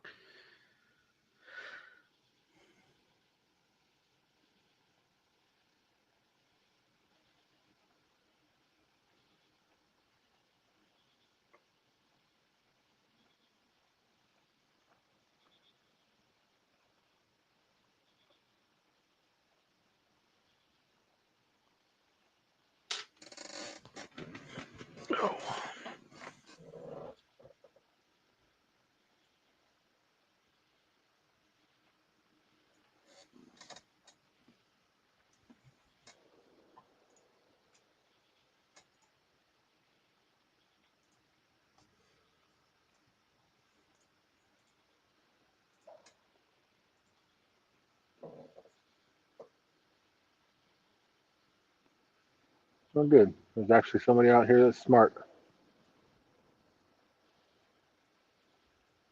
Somebody's riding down the river in their boat, and they're actually going like 5 miles an hour.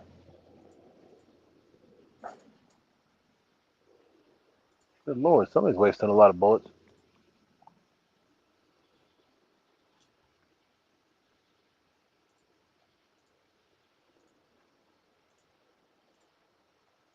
It happens.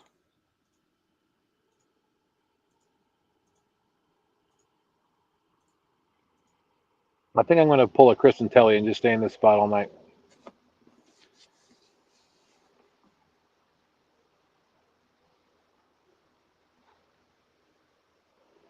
Hey man, you only got one shad. Why not? Yep. You know there's fish there. You saw marks, so can't hurt necessarily. So yeah, it was the redfish Rick he's talking about. Maybe it was the one in Texas then. The controversy was over. I can't remember, Greg. Like I said, I read too much stuff and don't exactly know what I'm doing half the time anyway. Let's just be honest here.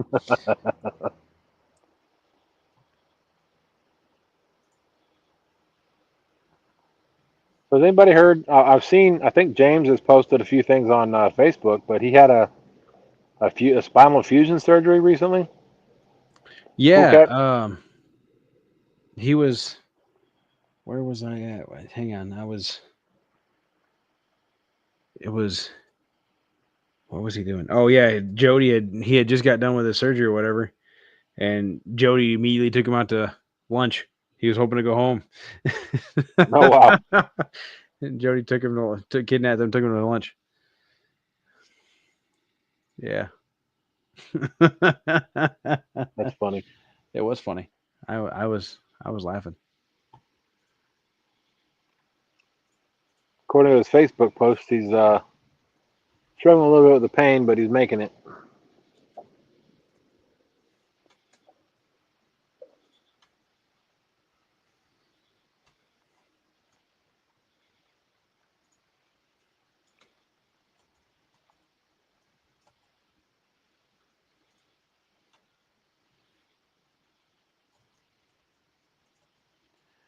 It's so cool out here, and the water is so warm that there's a fog on the top of the water.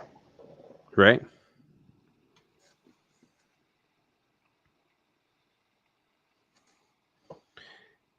Apparently, where that record redfish was caught, Greg fished that area a lot when he was younger. Back in his younger days, he said. Oh,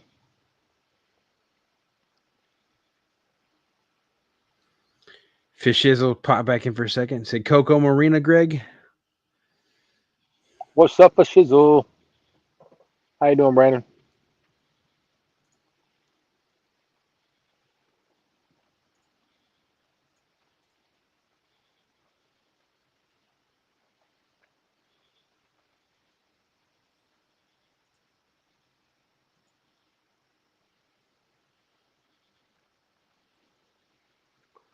Oh, let's see what the water temp. If the water temp has gone down any, at least the surface temperature. That's Oh not my what his lord. video said, Jody. Jody said Oh. apparently he took her out to dinner. Oh. All right, surface water temp has dropped to 87.8. Another degree. Brandon said Sorry, he's I'm doing blocking. good. He's tired from moving hay. He said good luck. All right, thanks, buddy. Dude, 37-pound redfish is a huge redfish. I think the one I caught might have weighed 2 pounds. Actually, I'm taking it back. I'm sorry. I think I caught 2, but they were like both the same size. Oh, I had to get up and move.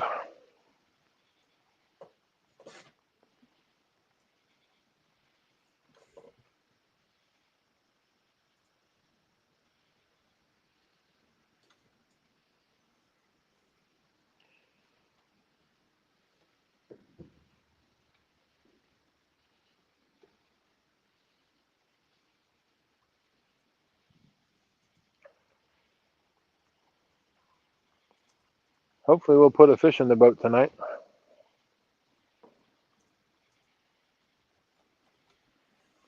That I would will be say, nice. when we started this show, the 2 times that I fished initially, well, the first time that I fished,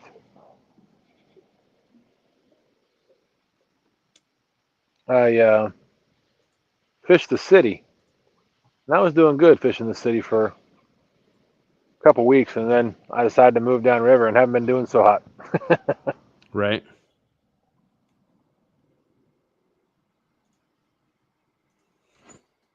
Man, this fog coming off the river looks kind of eerie.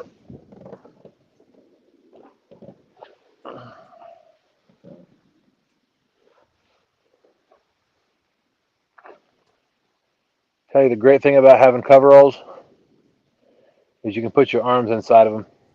Right.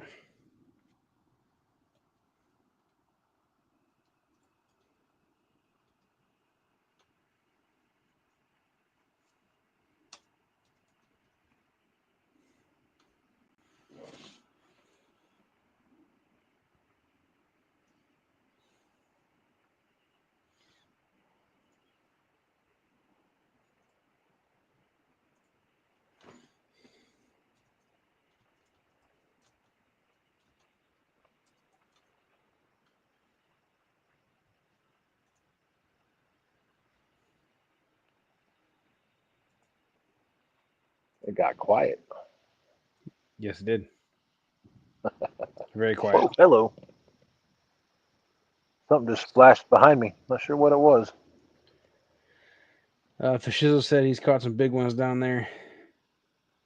Said you can't keep them big bulls anymore. Yeah, anything over 27 inches you have to release. I'd be cool with a 27 incher or a 15 incher because I think both, like I said, both of them are like 10 inches long, maybe 12, something like that.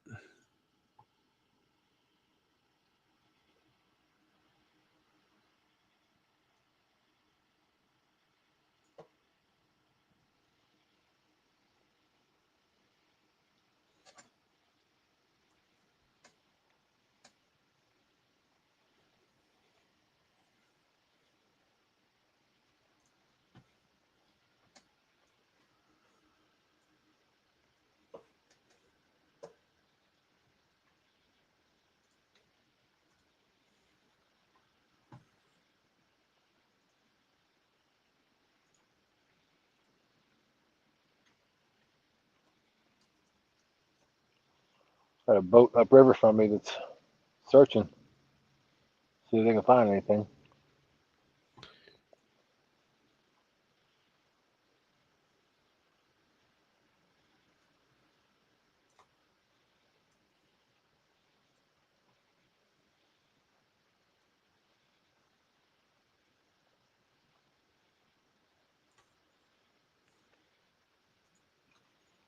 If my Compex light goes out, I've got another battery. I'll have it hooked to my trolling motor battery. So I'll have to switch batteries. It looks like it's starting to fade a little bit. Ah.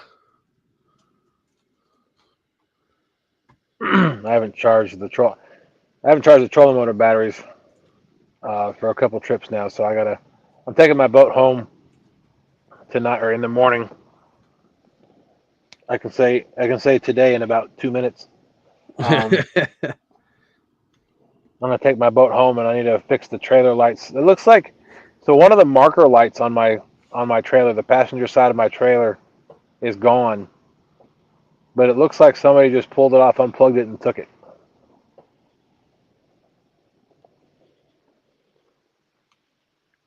I mean, Little Shop of Horrors said, "What's up, boys? what's going on?" First time ever watching this. Well, welcome in. This evening has been very quiet, but he's out here fishing. I, unfortunately, due to the weather, was not able to go out, but we're out chasing catfish. But appreciate you stopping by. Hope you enjoy the stay. Absolutely. Go check out other content if you like. Sure. If you got any questions about what we're doing, feel free to post them in the comments and we'll get them answered. Charlie wants to know what landing you put in at, and I forgot what you said you did. Osborne? No. Yeah. Yep. which is kind of Osborne is on the Henrico County side. Dutch Gap is on the Chesterfield side, but they're literally within. I can get from one to the other in like 2 minutes. Gotcha.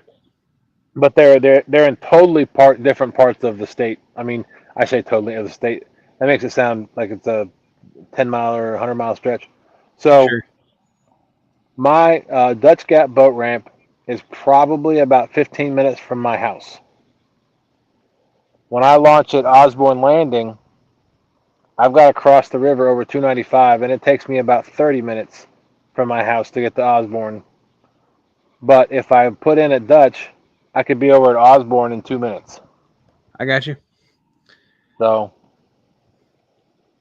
Lil said you got a better chance than sitting on the couch. Good hustle, guys. Appreciate that. I'm not on the couch. Thankfully, I'm on my computer chair. But hey, Dustin's out there trying. doing what I can with one shad. Yeah, Bait's the been one tough in this part of the river. unintentional one shad challenge.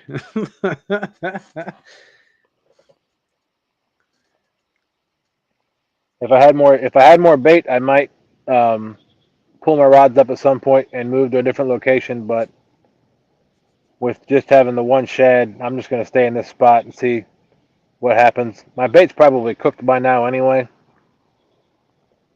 It's only 88 degrees. Yeah. The Lil shad said itself that's was teamwork. already warm when I pulled it out of the water. Yeah, right. Which is not exactly ideal anyway. Right. For those who don't know, bait fish do much better when they're colder, both in surviving but also the firmness of the meat or the bait itself, however you want to rephrase it.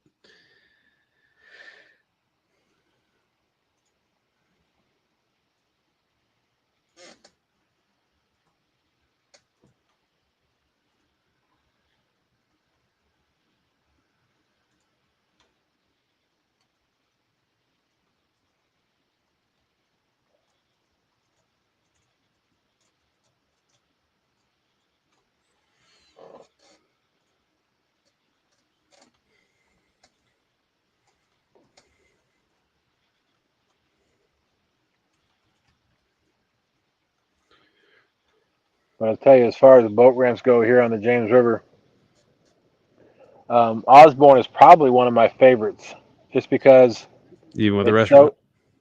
so. What's that? Even with the restaurant. Well, it's one of my favorites as far as launching the boat Okay. because it's got like I talked about last week or the week before last. It's got three boat ramps or three ramps on it, and each ramp is double sided, so you can it's got you can launch two boats at a time on each ramp, so you can launch six boats at one time there, Okay. and it's clean. I wish they would put more lighting up, but it's a state park or it's a county park, and they typically don't like people because there's a pier, a fishing pier, across from the boat ramp that you can fish on, but they don't like people there after dark. So I don't think they want to put lights up to entice people to stay. But they really need to put more lights at the boat ramp so it's easier to trailer your boat there. But my as far as like lights and ability to launch and all that stuff, Hopewell is probably my favorite. Okay. The thing with Hopewell is you can only launch. I think you can only launch two boats at a time. Right. But there's a bait and tackle shop right there. Yeah. And at nighttime, and it's got a big parking lot, and it's very well it's lit up. So they've got lights right there at the dock. So, but that's not technically on the James River. That's on the Appomattox River. Ah. But it goes out. But once you leave Hopewell and go under the bridge, in like it's a no wake zone, so you have to go slow. But in like 2 minutes, you're out in the main channel of the James River. Okay.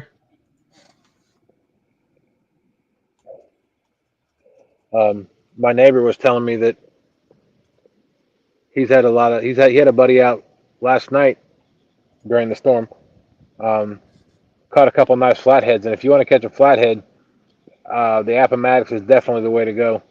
There's a lot of flatheads up there on the app. Does that area have more trees or what? Yeah, Why do you think that's like? Okay, it's a shallower river, I got you. and it's not traveled as much as the James River is. Okay. But yeah, it's definitely got a lot. It's got a lot more cover, a lot more brush and trees on the banks. Rebel says he uses Hopewell sometimes. Sometimes I prefer to put in at Hopewell to go down to Jordan Point, even though Jordan Point has its own boat ramp because they don't take care of the boat ramp at Jordan Point. Like there's big potholes in it. It's very steep. I always worry that I'm going to slide back into the river. Sure. And my neighbor was telling me that two guys that he knew were actually launching a boat, or I think they were trailering a boat or launching a boat. I don't remember. Mm-hmm. Yeah, they were launching it because one of the guys went and put the truck back in the parking lot. But the guy that stayed down with the boat, he was getting some stuff ready in the boat, and then some crazy nut job came down was pacing on the boat ramp and ended up shooting the guy. Oh wow. He shot the guy 8 times in the back because the guy was running away trying to take cover. Oop! Jeez. See, rod number 1 got a bite. Come on, fishy. So I mean, I think he survived, but Still, that's nuts. and they ended up catching the guy that did it. But it's crazy. And there was no provocation of any sorts. The guy was just pacing back and forth on the boat ramp and then started shooting. That's crazy. That's the biggest bite we've had all night. That was exciting.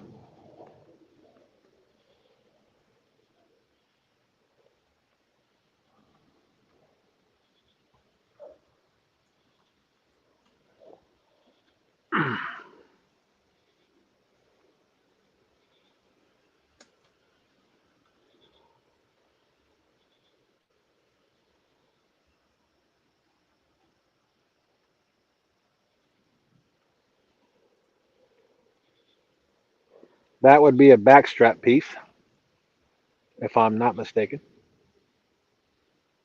Rebel. I'm sorry. Hold on. Greg said, Dustin, I have gone fishing and catch bluecats, reds, and black drum at the same time. It is determined on the time of the year. Nice. The variety is nice for sure. Lil says it's crazy and wild people you run into enjoying nature sometimes. That's a fact. Absolutely. I have a story about a gentleman I'll tell you in just a second. Rebel said that Deep Bottoms is his least favorite. He likes the location, but not the facility. Yeah, they deep bottom. There is a light up there on the not it's near the ramp, but it's been out for a while now. And you'd think they'd fix that ramp because that's where Henrico County keeps their police boat. Right, there's a fenced-in house that they own, and they keep their boat there in the fenced-in property. That's where they launch from. Right. You'd think they'd take better care of that, especially for nighttime, because if they have to launch that boat, they don't want to be able to see where they're going. But yeah, as for my crazy story about people, the craziest, or let me rephrase, the most interesting individual I met while fishing, his name was Mike, actually, I do believe. No, it's Ed. Crazy Ed. That's his name, Crazy Ed. This guy, I kid you not, if you took if you took a lumberjack and a pirate and you smashed them together, that's what that's what this guy dressed up as. That's funny. Was a super nice guy as long as you were courteous in the fishing area and all that good stuff. He was knowledgeable. He would share bait, all that good stuff. back before my daughter was born, I used to fish at the dam at least 2 or 3 times a week. So I ran into him several times a week. And one day I didn't bring a bag with me, and he was in the middle of filling up a trash bag with trash. And I was still going to be there, and he was getting ready to leave. I said, "Hey, if you want to leave that here, I'll finish filling that bag." And he was skeptical at first. Are you actually going to do it, or are you going to leave it here? I assured him I was going to fill it up, and he was telling me the next day when he realized I actually had filled the bag and threw it away or whatever. One, that he was appreciative I did that, but two, he thinks that the reason we don't have alien abductions or UFO sightings anymore is because the aliens think we've polluted the earth too much. Which, while I appreciate the theory, it was definitely very far-fetched to hear from a guy who was fishing. So yeah, that's been my craziest interaction.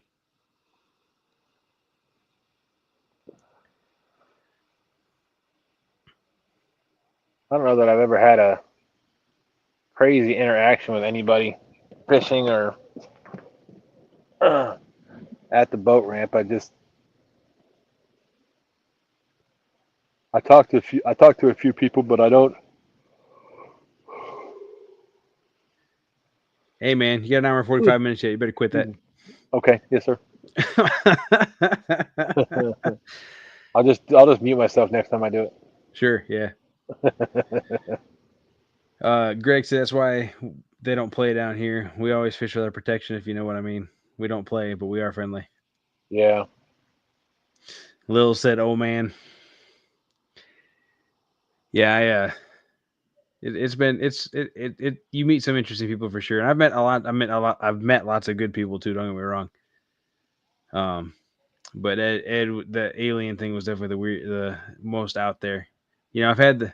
Oh, you know what? No, I forgot about that one. Hang on. This was weird. I was fishing downtown at night, and there was a uh, individual who appeared to not have a residence. If you catch my drift. Yep. Who was in a sleeping bag on the side of a hill behind where I was fishing, who randomly started yelling out all of a sudden, "Oh, look, it's an angel," when a star came out from behind the clouds because it was cloudy.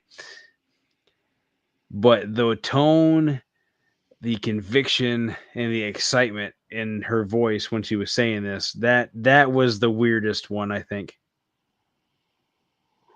Huh. Interesting.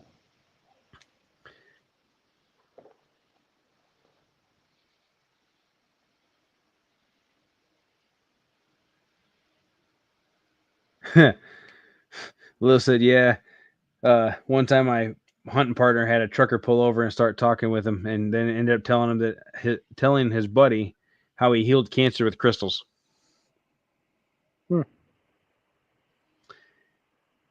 To each their own. Everybody has their opinions and thoughts and beliefs on things. For the most part, I'm good as long as they're not trying to force me into anything I don't want to do or I have no interest in.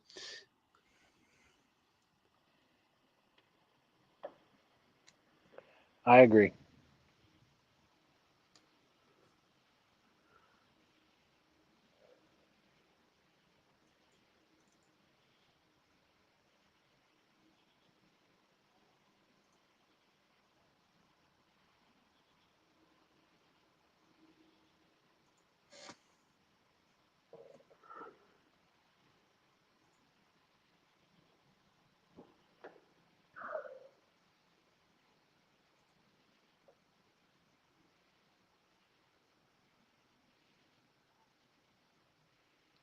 Yeah, I really should have brought my hoodie because I'm a little chilly now.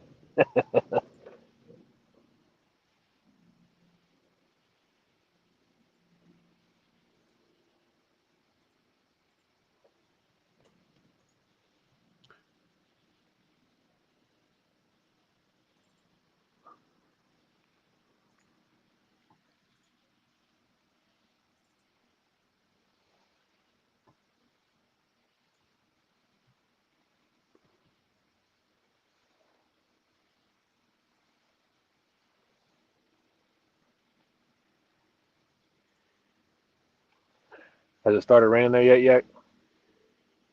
I have no idea. Oh. To be perfectly honest. I prefer it that way. Rather just not know.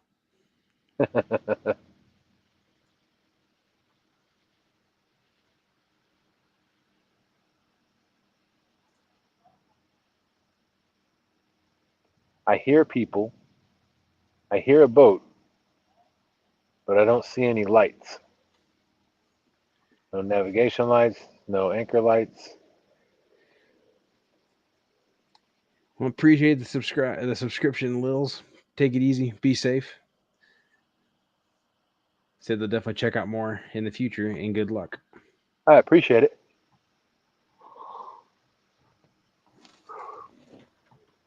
Don't forget to check out. Don't forget to check out the description. All of the FOA Pro staff members' YouTube channels and discount codes are in the description. Yeah, I forgot about that. Oops. That's all right.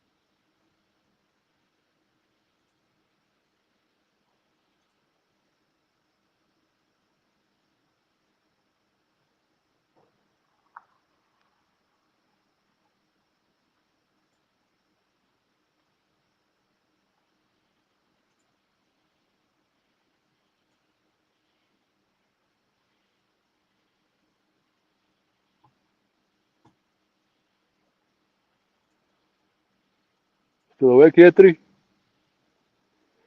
Say it again. Still awake? Yep, I'm still awake. I'm here.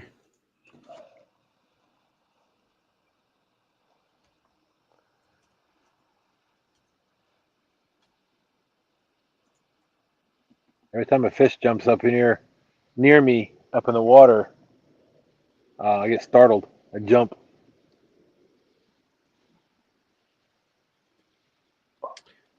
Dust and I. This is Greg. Dust and I have stopped catching fish many times and pulled a boat that was broken down to the dock. That is our code down here. You never know when it is your time to help your brother. Yep, absolutely. I did that the last. What was it? One of the tournaments I fished for the LFTL. I launched and went and got bait, and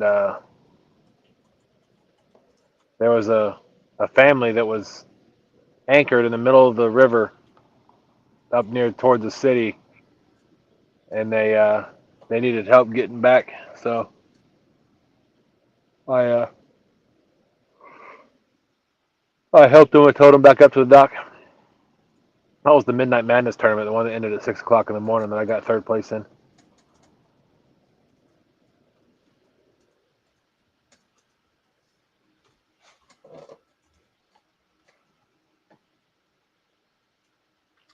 Greg said he's still awake. That makes one of us, Greg. I think I'm sleep fishing at this point. I woke up. I think I woke up at 5:30 this morning. I fell asleep in the recliner last night, watching bowling on YouTube, and our older dog, our smaller dog, she when she has to get up or she wants food or has to go out in the mornings, usually it's around between 5 and 5:30, she'll start yapping. She's a Beagle Jack Russell mix, so the Beagle comes out in her and she starts yelping and whining and wants out. So my wife's like, "Can you let her out?" I'm like, "Okay." So then I've been up ever since.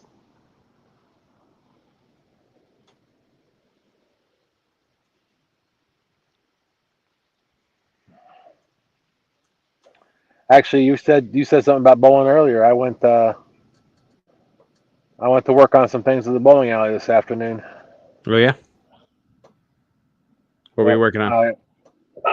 My release. I got you. Yeah, I'm actually for the first time uh, bowling in a league again after several years of taking a break. I was still bowling the tournament, but with Josie being that age that she was at, it was definitely harder to make it every week. So Yeah. Rod, I look like I don't know if it's my peripheral, but Rod 4 looked like I got tapped again. That's the fillet. yeah, I'm actually surprised that one hasn't been pecked to death nonstop. To be honest with you. You and me both. Yeah. So I bowl on a Tuesday night league, and then I got asked about a month and a half ago if I wanted to bowl on a Thursday night league. That did not play into my um, ending of Snaggin Night Live, but so now that that's over, I have that night free, so I'm going to start bowling Thursday nights as well. Okay. Yeah, And then it'd be just Monday night for me. the bowling alley that we bowl at holds a doubles tournament in the first Saturday of every month, so it was today. So I want to start bowling that again, and then hopefully we can pick up the state bowling tournament. I don't remember when that is, but Right. Rebel River said he's tired. He's been laying around the house all day. Worked doubles last week. It was a 3,000-mile week. wow, I don't know how you do it, Doug. I really don't.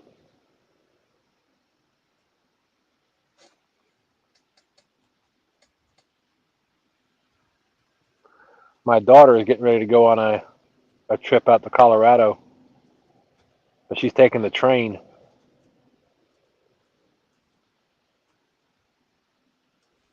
So that's gonna be her first solo adventure.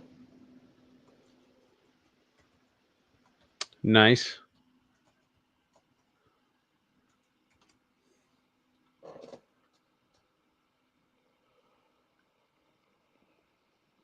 I have to call Mark because I have to call Mark to be a bodyguard. She's got a layover, like a 6 hour layover in Chicago. Call Mark and tell him go keep an eye on her for me. I got you. uh, I watch too much TV. I got you. I really wish she'd be able to. I mean, it's a 6 hour layover. I wish that there was, somewhere where she could keep her luggage and then, go kind of look around the Windy City just to kind of say she's been there and looked at it. But I think she's just going to stay in the train terminal for the entire time. Fun. Yeah. It's going to take 2 days to get to Colorado from here by train. Yeah, that's a hot minute. At least you can nap on the train. Yeah, I think there's more leg room in a train than there is in a plane too. I think you're right. I've never actually been on a train before, but like a commuter train, I've been on a subway, but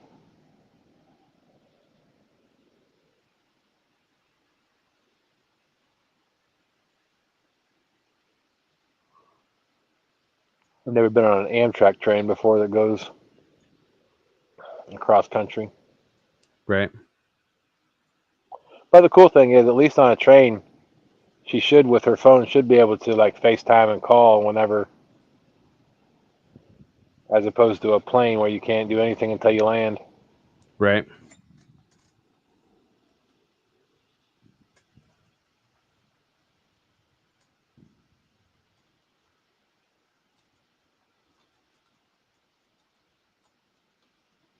Man, it is getting chilly out here. I'm gonna have to put my heater on in my truck when I get back. That's pretty bad.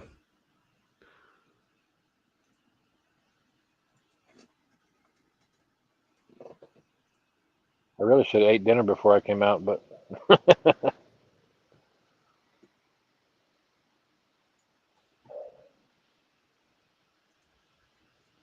I typically don't bring anything food related with me when I go out on the boat because I don't like touching bait fish, scales, poop, blood, I don't blame you. catfish, and then putting something in my mouth.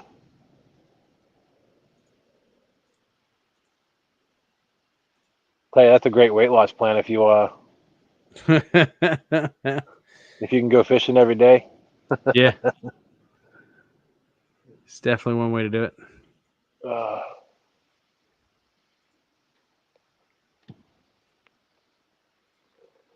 I'm gonna have to get up and walk around again. I'm getting stiff.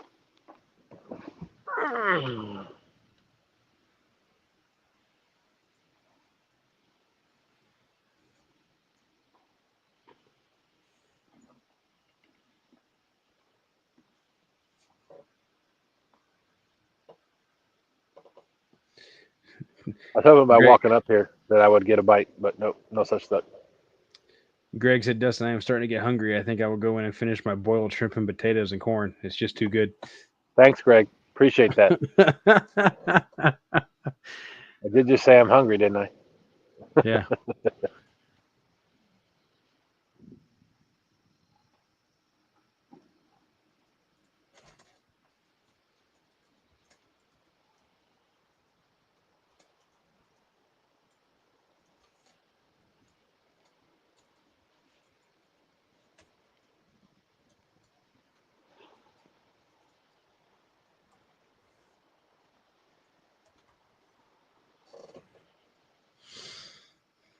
May have to Later, keep Greg. Be it. safe. He said later, All right, guys. all right, Greg. Take it easy. Thanks for coming in, man. Hope you have a great rest of your weekend.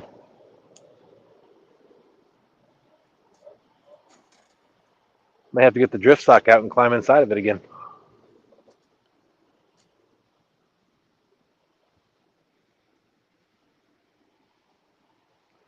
Yeah, that's the whole reason I wore my coveralls tonight was because I knew it was going to get chilly. Right.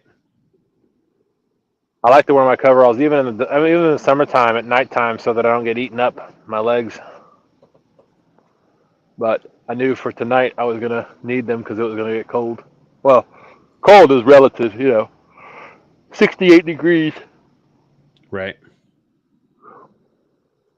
is, and any other time of the year is a great day.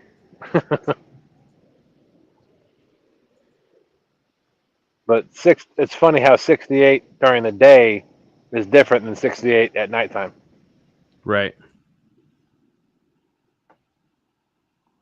I was listening to a TikTok the other day with Neil deGrasse Tyson, and he was explaining how heat actually does not exist. Okay. It is actually the absence of cold. Yeah, Cold does exist. Cold can be measured, that's fair. but heat is just the absence of cold.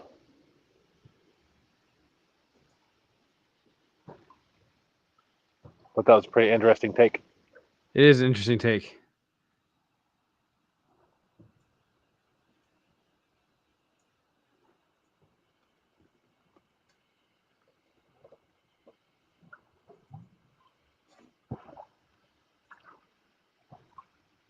Another small boat go by me, caused a little bit of ripple in the water.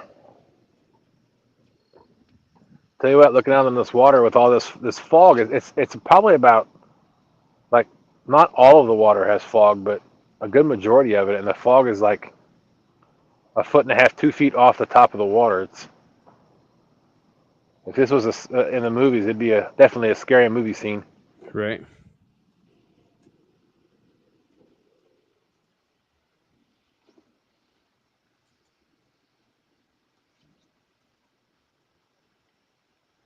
Water temp's gone down to 87.3. The surface temp almost dropped another 0.3 of a degree.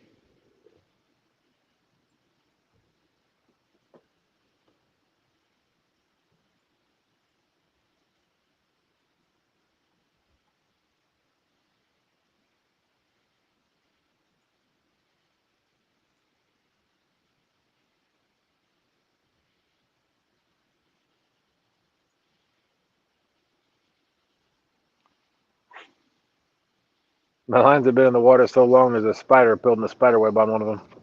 Man, I remember when fishing one time. I fished the whole night, and by the time I finally quit, because I'd done the same thing, I didn't have a lot of bait. I just let them sit out there all night. I had snails that literally crawled more than halfway off the rod.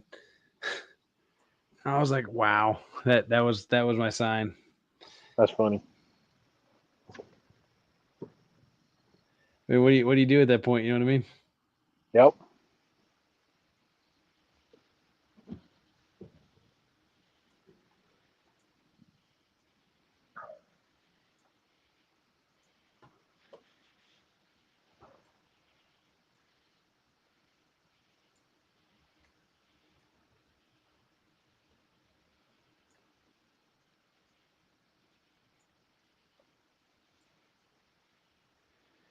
Here, kitty, kitty, kitty, kitty. Here, kitty, kitty, kitty, kitty.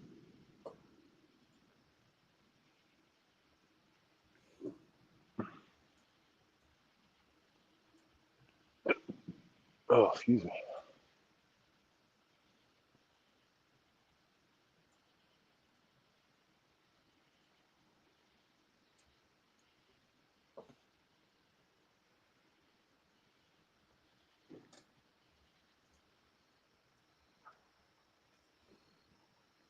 I'll tell you what, I am so glad that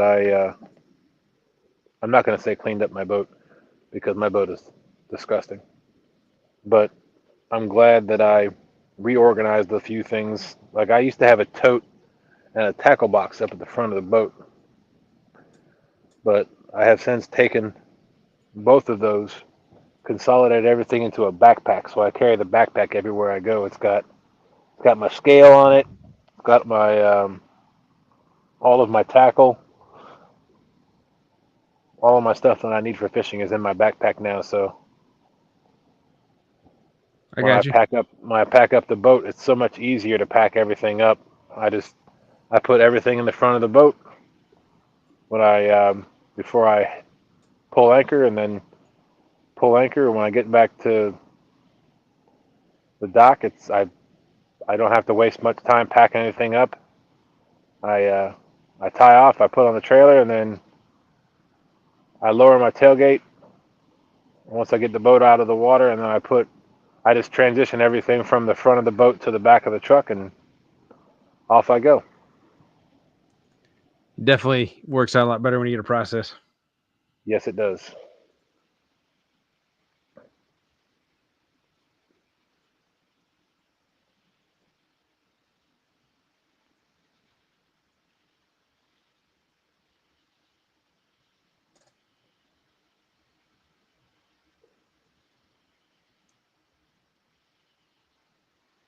I'm gonna mute it for a minute. I got you.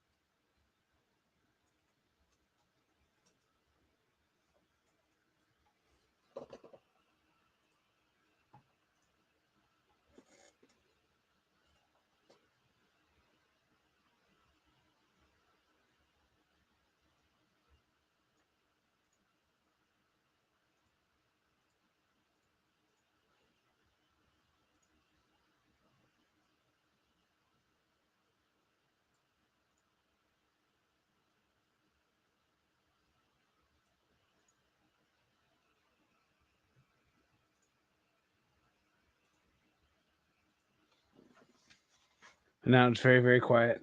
No dusting.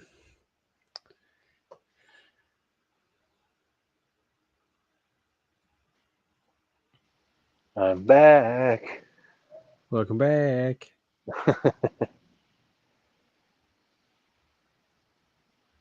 Come on, fishies. I know you're out there. There's a couple of guys out here on kayaks. I saw them earlier, but they didn't have any lights on their kayaks. Like no navigation lights, no anchor lights. No, nothing, huh? And then it wasn't until I got close to them when I was Because like I said before, I go slow at night. I got close to him within probably about 30 yards, and one of them turned on a spotlight and shined it right in my face. Oh, what a jerk. I'm like, dude, I see you. I saw you before you did that. You should probably have some light. I didn't say anything, but I'm like, you should probably have some lights on those boats.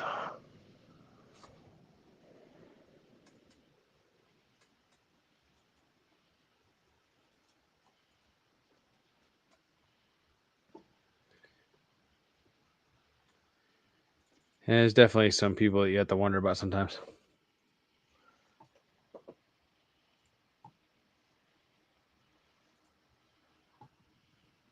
Yes, there is.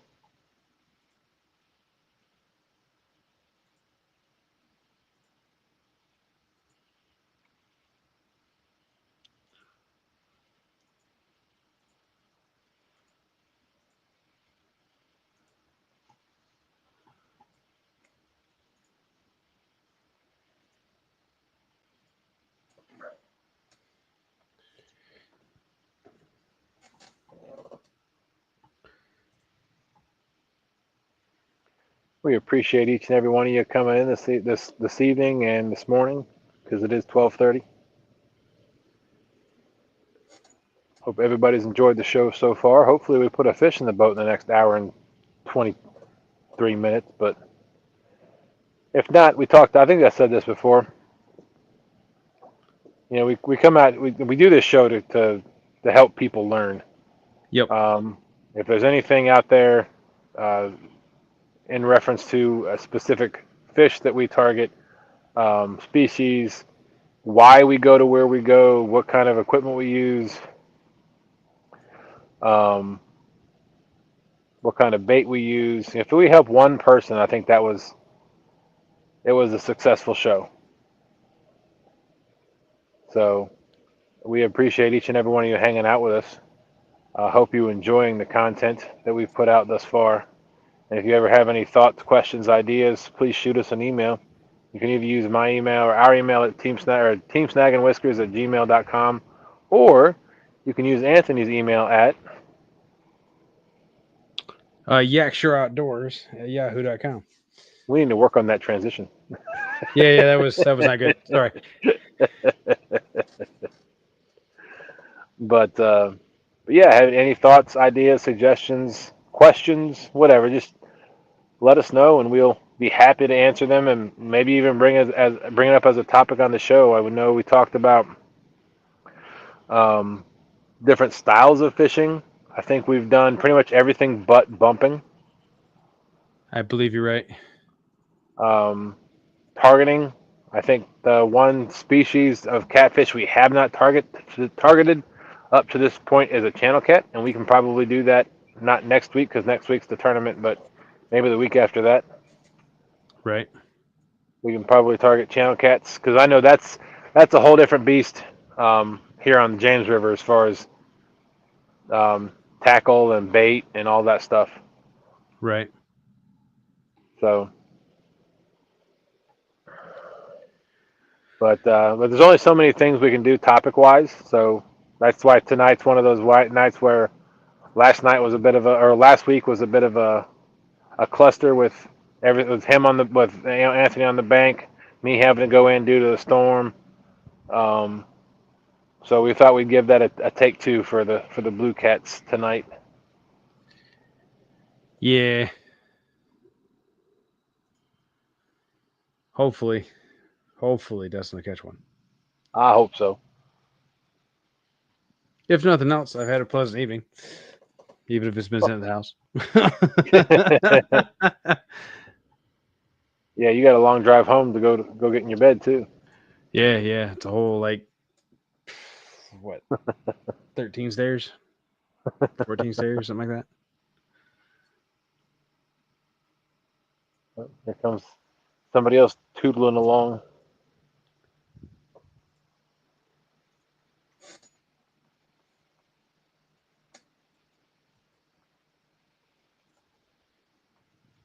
That spider on the tip of rod 1 is going up and down my line. Right there at the tip. I'm sure there'll be a spider web from my line to my rod at some point.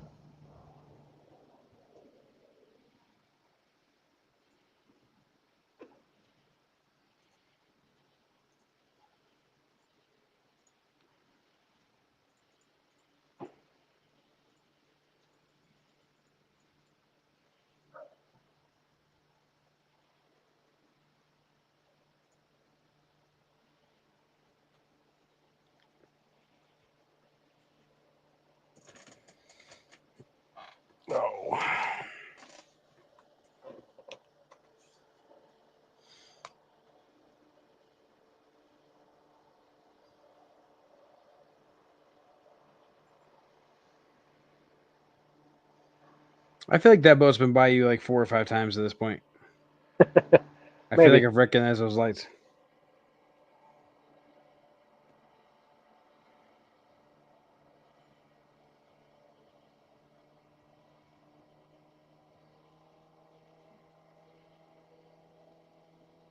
Well, there's been a couple of small boats Oh, okay. come by.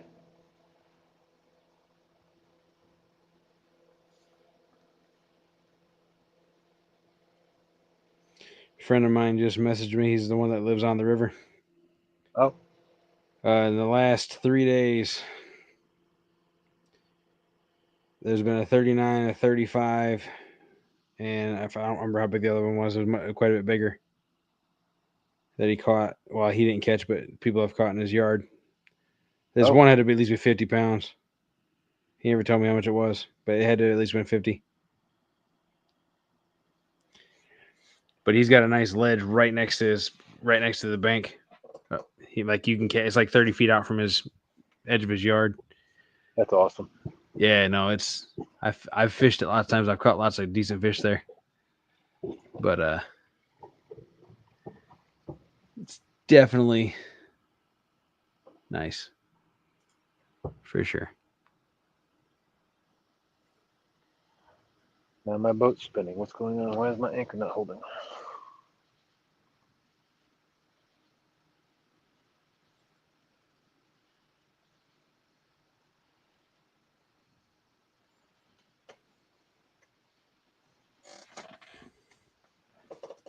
Okay, now I'm going back.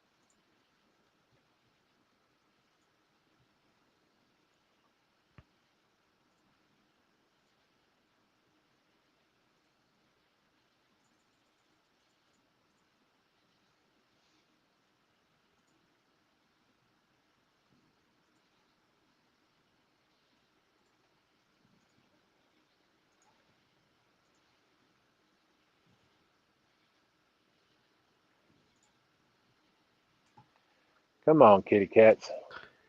Kitty, kitty, kitty, kitty, kitty. I know you're here. Right.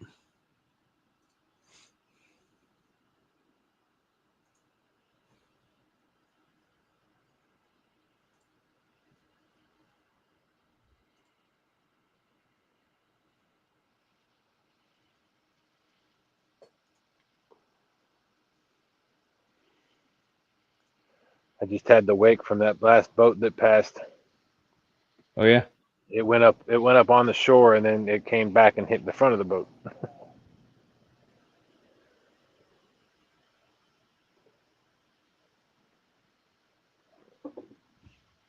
Oh,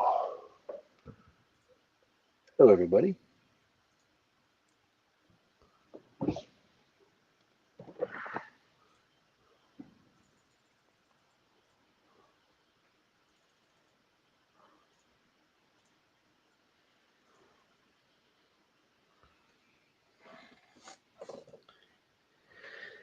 Phew.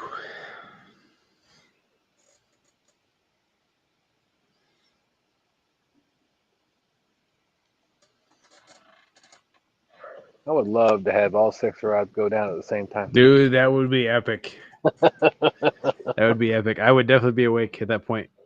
I mean, I'm sorry, I'd definitely be more awake. I've had the most I've ever had is 3. I think that's the most I ever had go off at once too.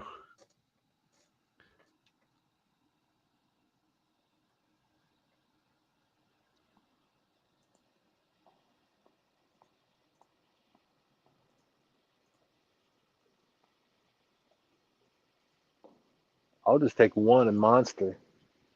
Sure. I want that rod to A 5-foot rod to bend in half.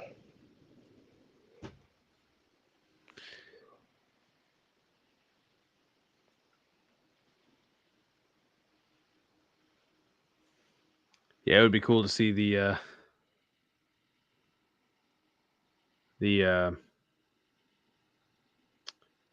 oh, come on. I'd like to see the headpiece one get Oh, smashed the down. effing rod. Yeah. Yeah. Rod number 3. Wouldn't hurt my feelings.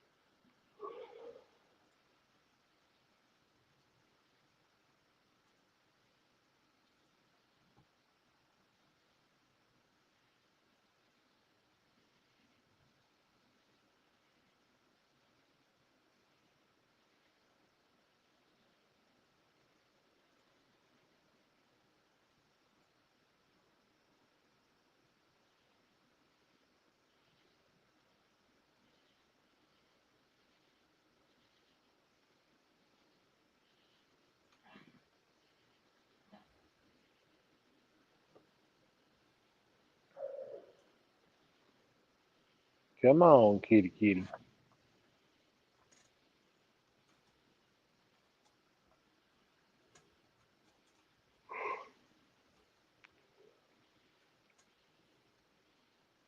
And have to get me some of that pizza my wife ordered for dinner when I get home. Nice. Hopefully she ordered enough.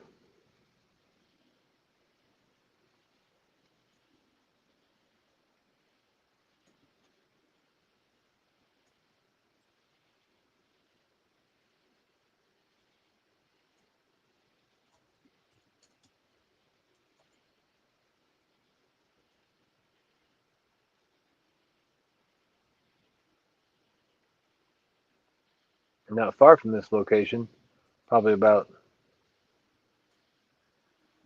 200 yards, maybe 150 yards downriver, which is the closer to rod number 1 in that direction. I actually caught my PB flathead at the time, which was 7 pounds. But I caught it in the middle of December. That's different. I think I just dropped the bait right in its mouth, and because I didn't realize what it was. It wasn't until I started reeling it in. It was about halfway up the water column before it actually dug and tried to go back down, but it didn't fight very hard. I thought it was just a stick at first because it was a little heavy. Sure. Because I'm thinking the bait probably landed right in front of his mouth, and he opened his mouth to inhale it and then closed it again because that's probably all the energy he had. I got you. But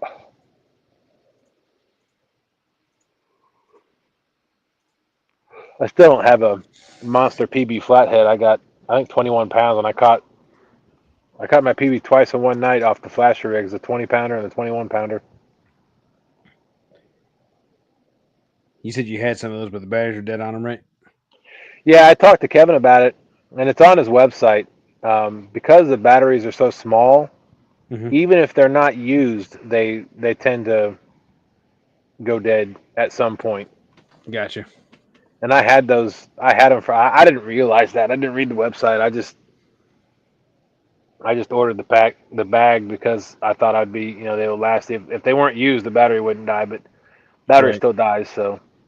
Sure. But he did do. I don't know if you saw his. I think it was a TikTok or YouTube video he did on the flasher itself.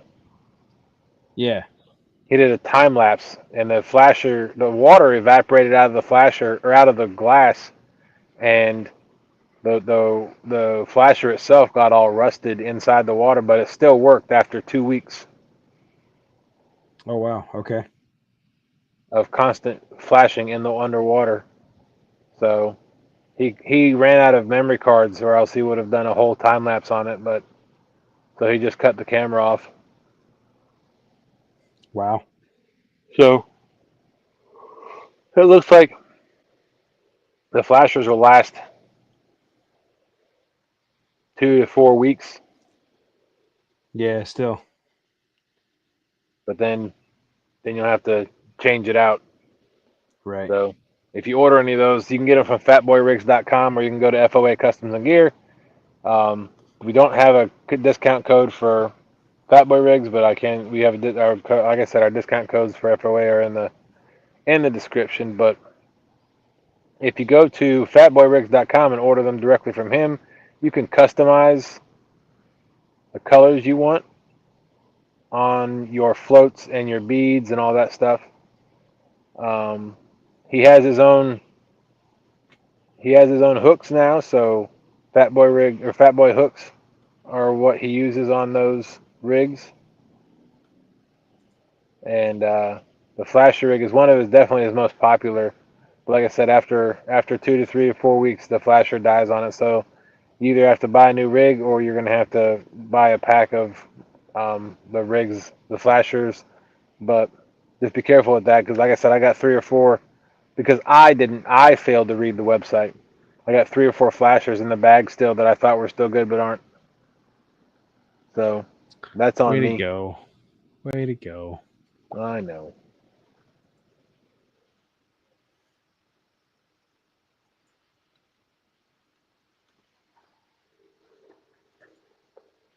Oh,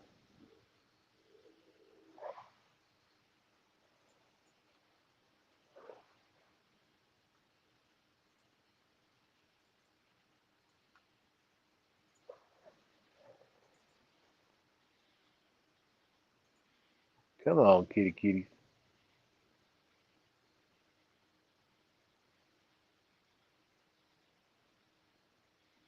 But all the rigs for Fatboy rigs have 3-inch EVA foam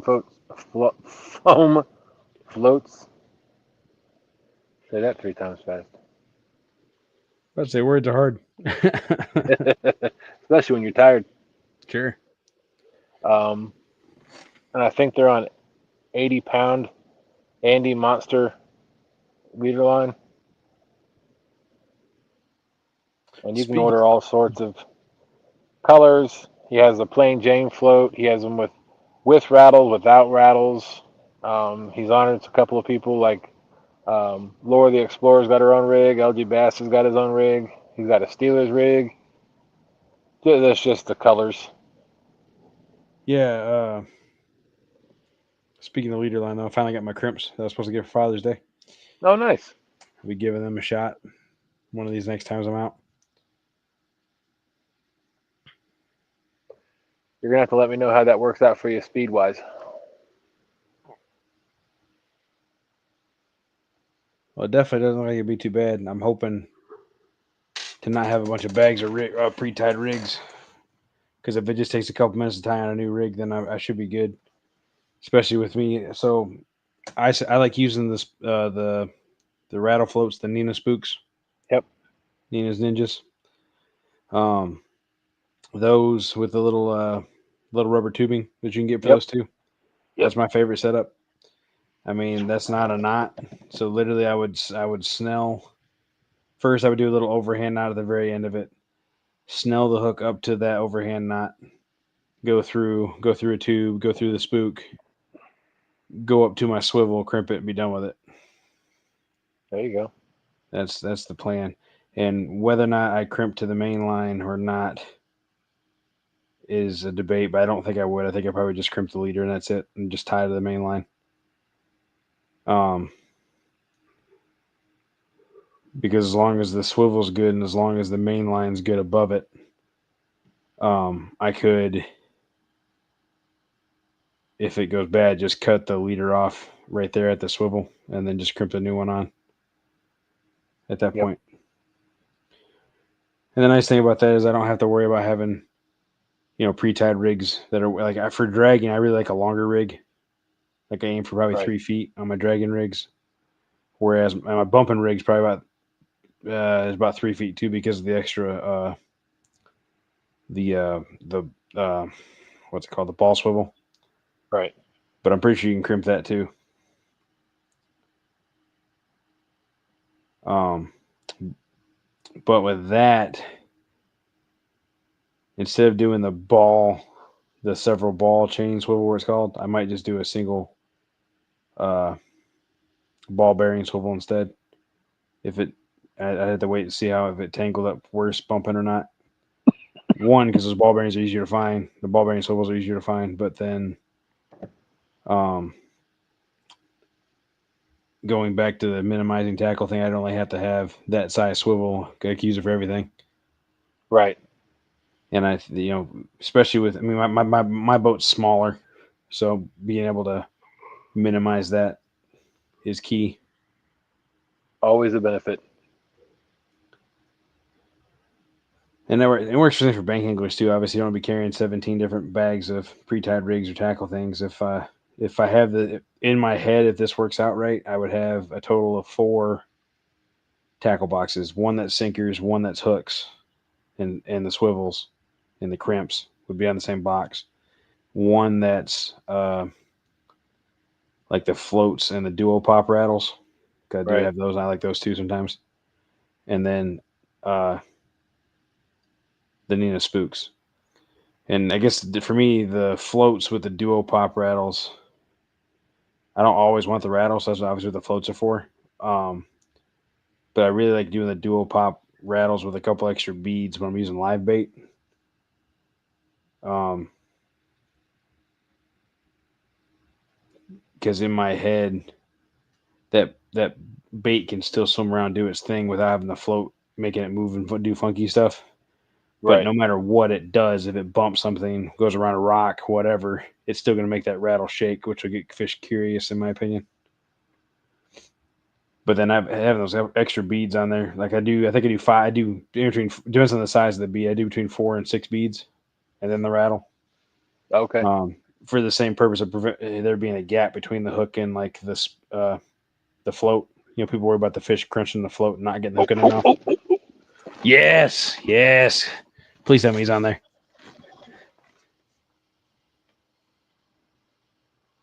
Oh, are you serious? How dang it, he had that. Did you see that? Hold on. Yep, he's there. Oh, good. I think he's a little one. I was gonna say, how did he not hook up? That was a huge takedown.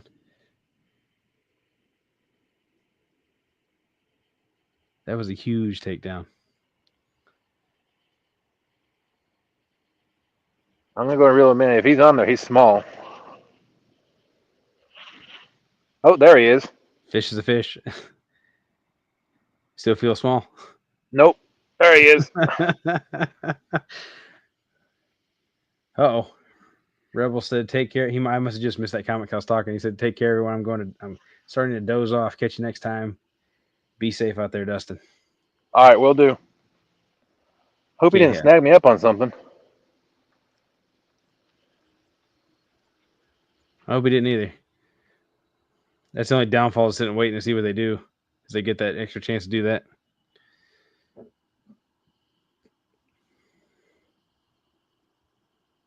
I definitely felt him a couple of times.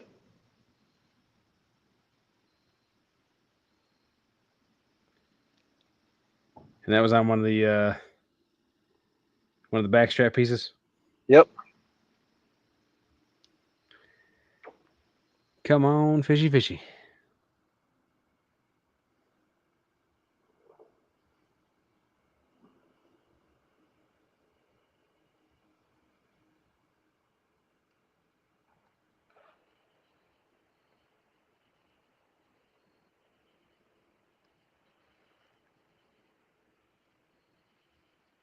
I feel like I'm snagged on something now.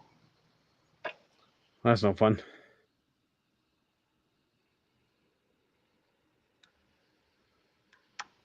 I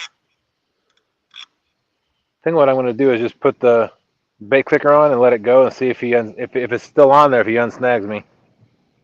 I don't blame you. That's probably the best call for sure. That was a good takedown, though, man. It sure was. And then when I started reeling in, I didn't feel him at first. Right. And then so I stopped, and then as I started putting the rod back, and then I lifted up on it again, and then he pulled again.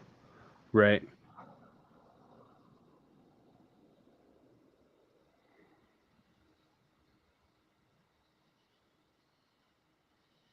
Man.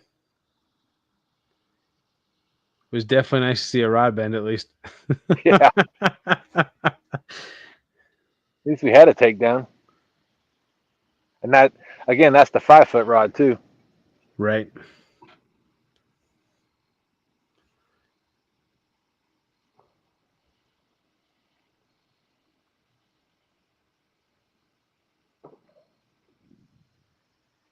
Starting to see a little bit of activity underneath me.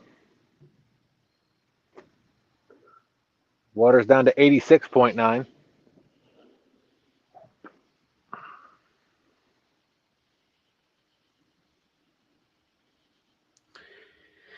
Yeah, one thing I missed doing when I was back before my daughter was born, my wife worked for Walmart, so we had opposite schedules. There would be, if I ever got a day off during the week or even on a weekend, I would stay out the whole night from sunset to sunrise.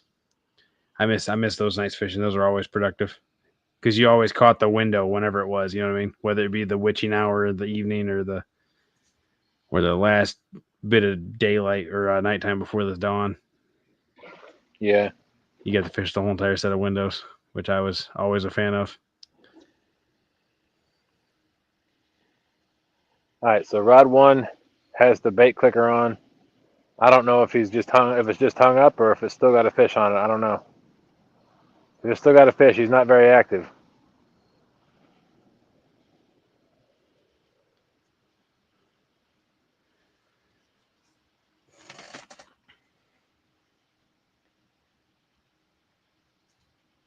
Time will tell.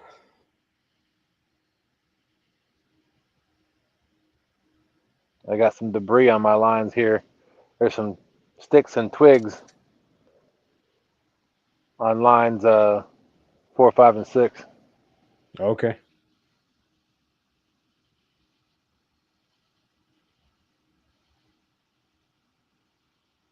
Because the tide's definitely going out now.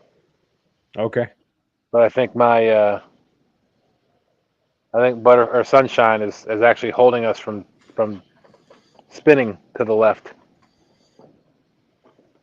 See if I can clear this debris real quick.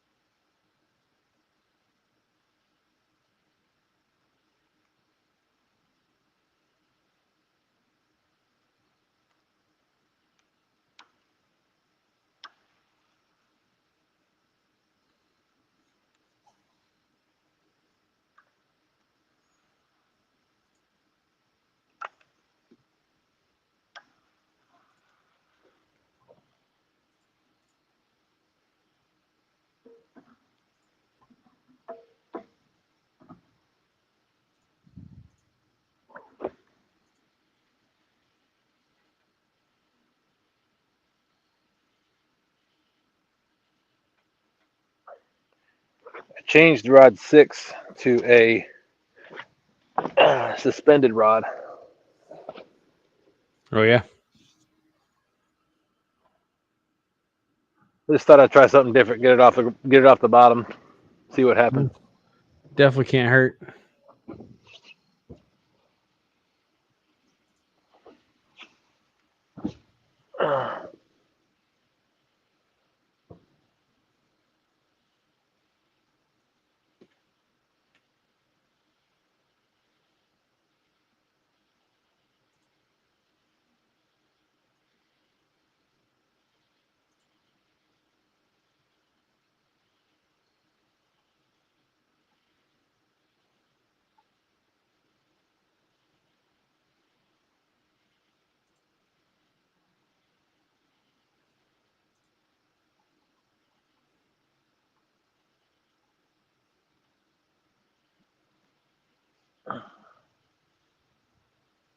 One downside, one of the other downsides I think we talked about before too, with having a tidal river is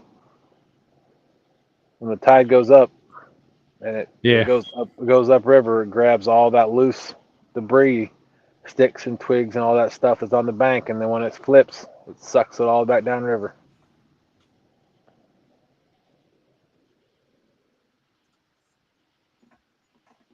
Yeah. That's what I'm dealing with right now. Is a lot of debris. The tide's flowing, going out, but there's a lot. It's taking a lot of debris with it. Sticks and stuff hitting the lines. Oh, okay.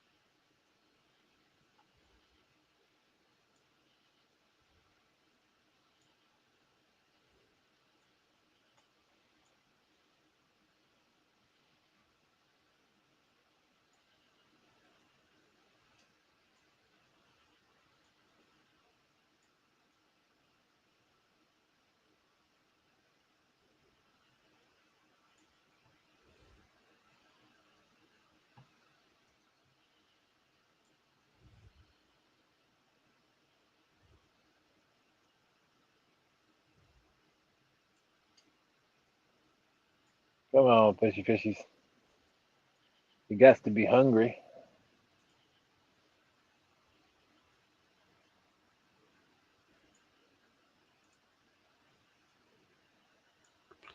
One would think. I try not to.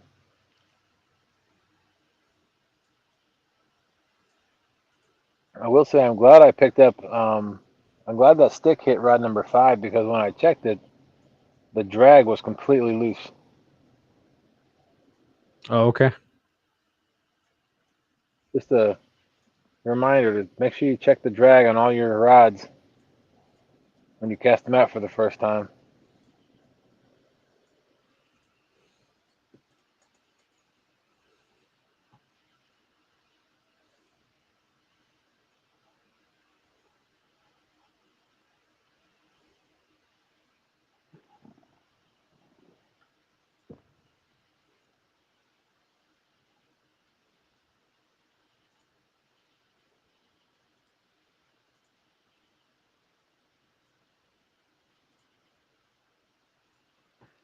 I will say one of the first rod I got from Freddie from FOA was the 5-foot rod. Uh huh. And the very first thing I reeled up on that 5-foot rod in this location, probably a little closer to the bank, a little farther downriver, was a kayak anchor. Oh, wow. Really?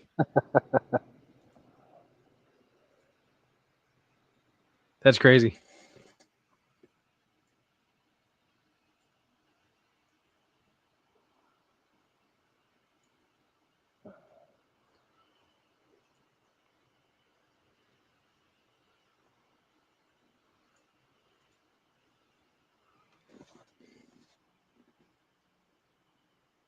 Man, there's a lot of debris in the water.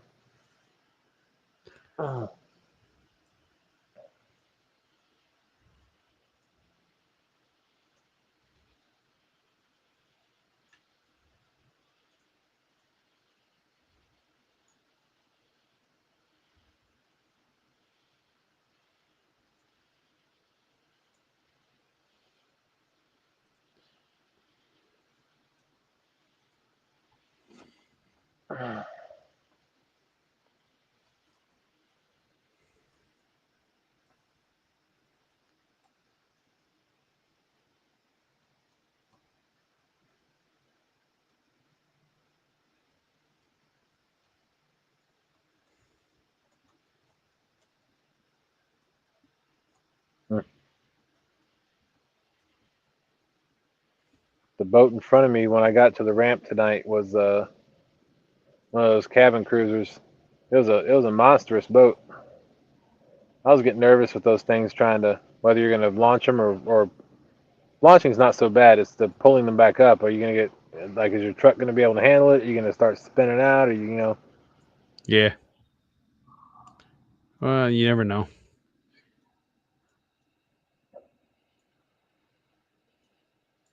saw a guy at Ancaro's boat ramp in the city.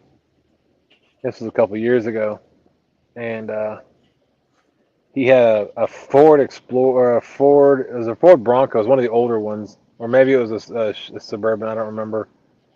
But it was an SUV of some sort. It was one of the bigger SUVs. But regardless of the size of the SUV, it was pulling a 24-foot cabin cruiser. Why? That's a great question. The first time he got it on the trailer, it was crooked. He tried to pull it out crooked, like it wasn't sitting on the trailer right. And then when he finally got it straight on the trailer, like he spun his tires the entire way up the ramp just to get that boat off that ramp. That's nuts. Yeah.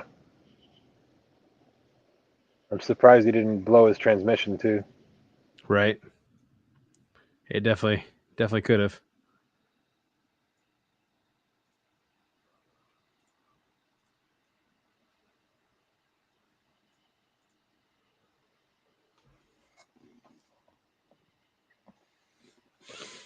So the back end of the boat is facing a little bit more downriver now because the tide's going out, but I think the anchor is stopping it from going any farther. Okay. Unless another boat comes by, of course, and kind of shakes it free. There's always that.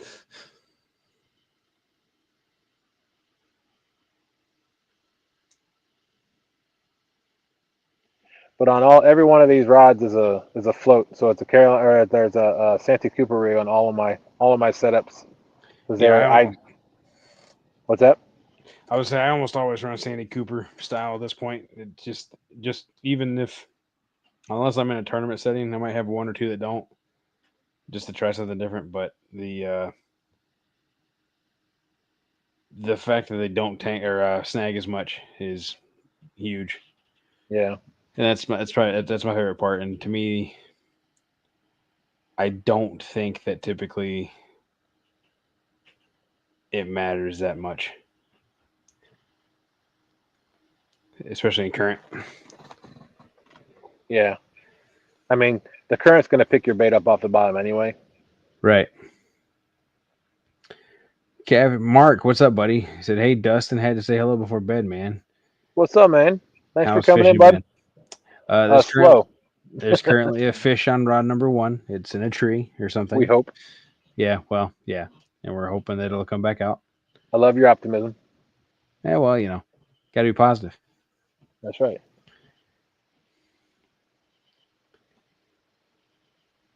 Nope. Number 5 just dislodged. Looks like. Yep. Looks like it's dragging across the bottom. I knew it was hung up on something. I just didn't want to go mess with it. I figured it would pop itself free eventually.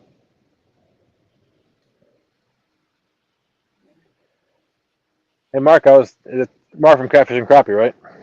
Yes. Yeah. I was just saying earlier, my daughter is going to take the train from here in Richmond to Colorado, and her long, I think, a 6-7 hour layover, she'll be in Chicago. I know that's your neck of the woods.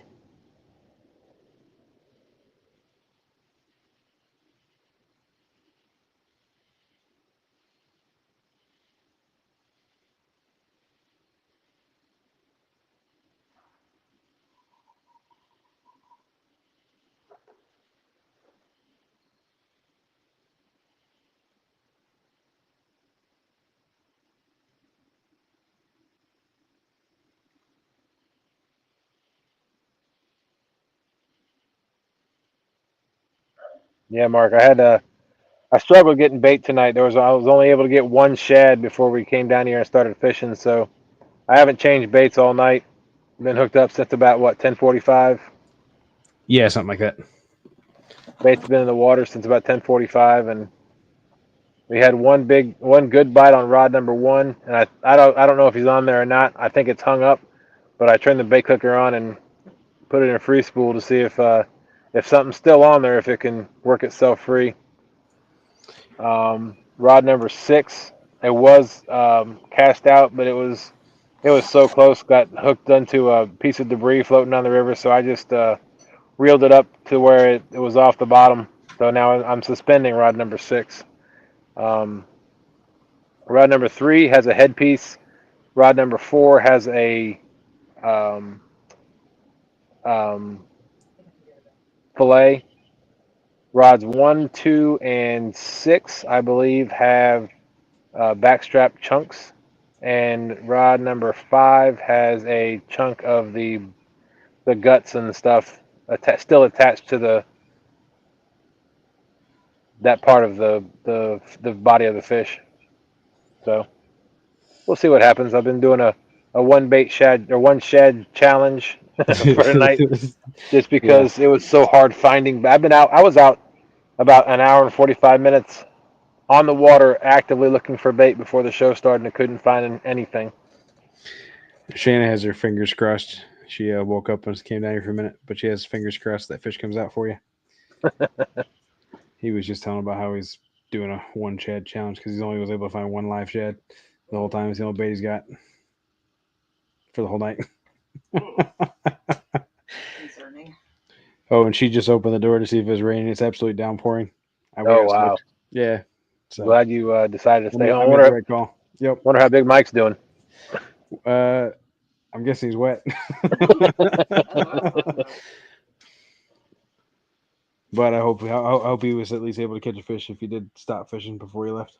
Obviously, I don't wish anybody bad luck fishing wise. I take it back. I don't wish anybody who's fishing legally and ethically to not catch a fish.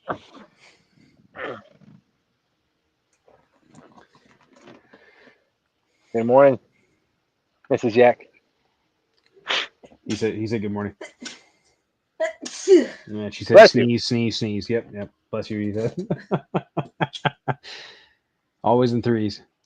Mark said Union Station is down. It stops downtown. It's not really his neck of the woods. It's about 1.2 hours away. Oh, wow. In not rush hour. And he said, all you can do is try, man. Fishing ain't easy. That's why some go and play golf. He said, I, all caps, never go on the river without bait. I have a phobia of not being able to find bait. Mark also said, bless you. I guess you could hear it. He could hear it. So, yeah, everybody heard it. Not bad. As long as I don't start calling you Sneezy, we're good. Why would you put that out there? Everybody's got to have a nickname. Yeah, you have to have another one if you don't stop it.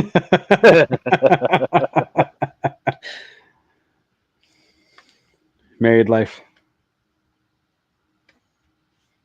The best life. Absolutely. 10 years this year. For all those anybody who's curious.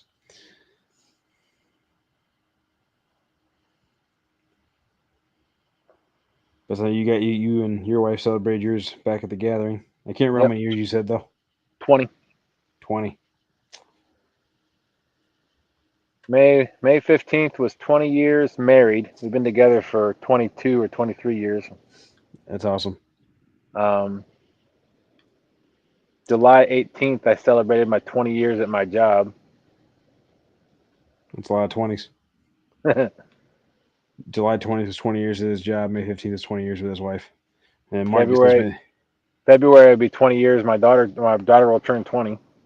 In February, his daughter will turn 20. Wow. It's a year of 20s. Mark said it'd be 30 years in October for he and his wife. That's cool. Congratulations. October what, Mark? Ours is the 30th. Halloween babies. Or Halloween marriage. I may or may not have done that on purpose.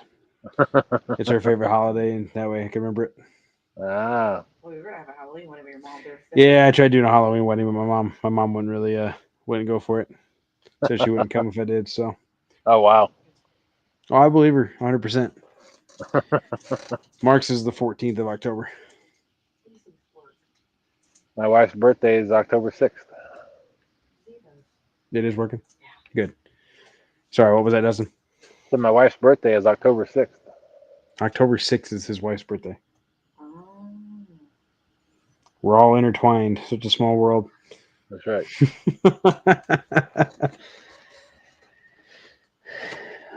Well, I got to ask you, man. There's 40 minutes left. So what are you going to do to get this fish out of there?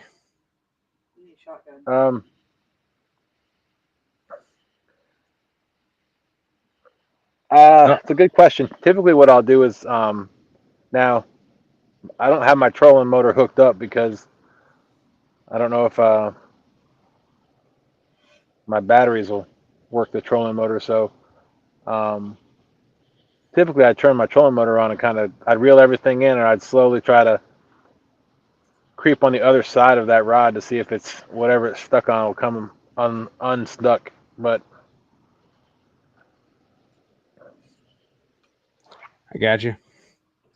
I don't know what Well, I'm going to do yet. I'm hoping I might just kind of let some line out, put my thumb on it, let some line out, and see if he's still on there. sure. Mark said their first date was on Friday the 13th. Oh wow! Butt off. That's cool. Good thing you're James, not Jason Yeah. or Freddie.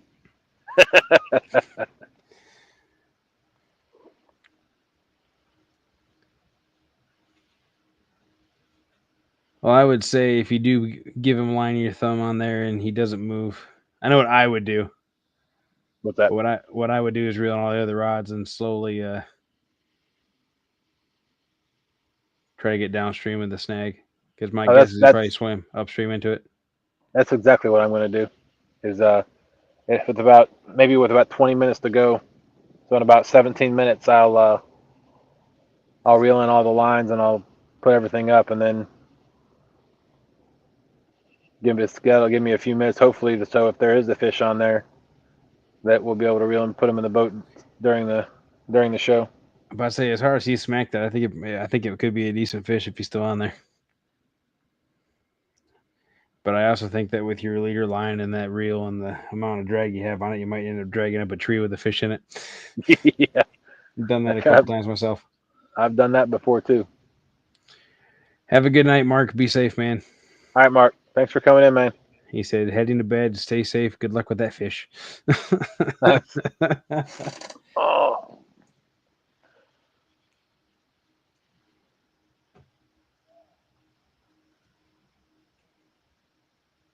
I can't tell if somebody's on a boat or if somebody's still fishing on that dock when they're not supposed to be. Ain't no I know telling, man. my dad, when he lived here, he used to fish that dock when my sister would drop him off during the day, and then he would tell her, "Don't come back until I call you." And he'd stay. He'd try to stay all night. One time he got caught by the park ranger or game warden or whatever. He didn't What'd get they a say ticket to or him? anything, but Just a stern warning. yeah.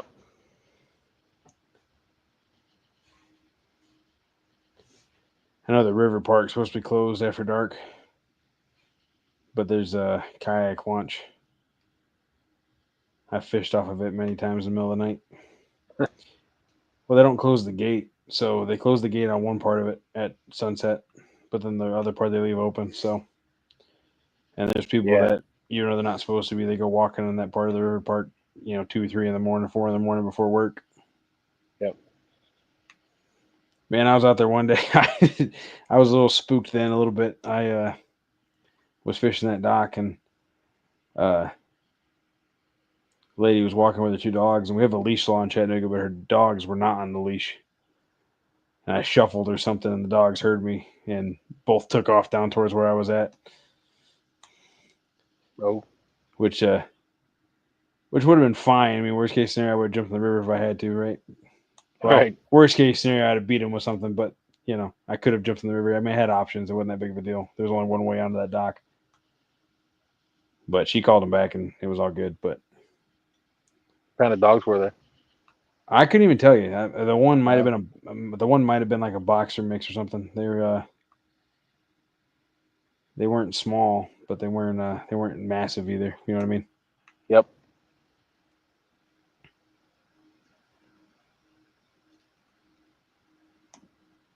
Yeah, now you got me thinking about it. I definitely think it was at least one of them was part boxer. The other one I couldn't tell you. But yeah, that particular dock I fished a lot.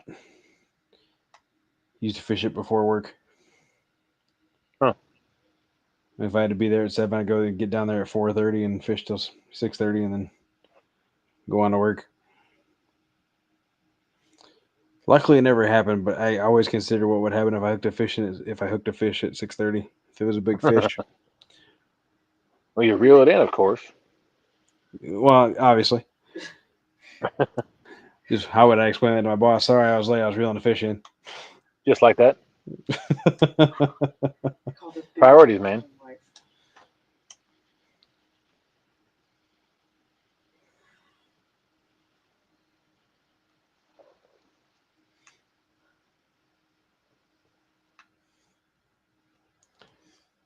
Need to get this cleaned up and get another chair over for you for night tech tonight.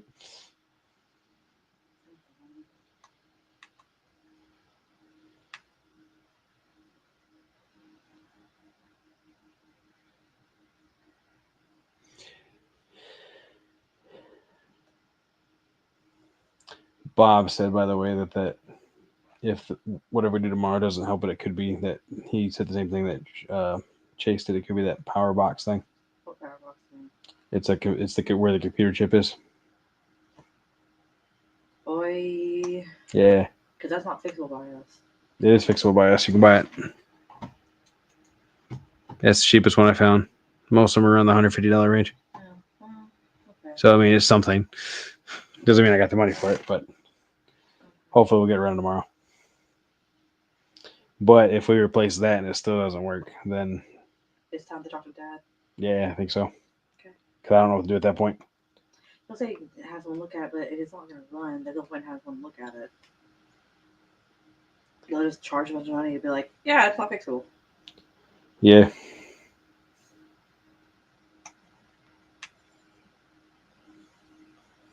Whatever.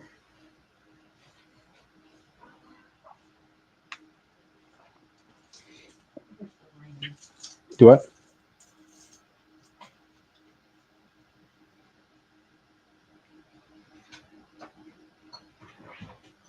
Got a big moth flying around. Yeah, I would have got soaked, Dustin. It's just downpouring over here. Wow. She just opened the door. I could almost see the rain in the dark. That's how big the raindrops are. Goodness.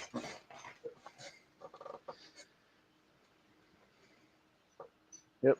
I got stars in the sky here. I wish I could hear the rain in the room. Enjoy.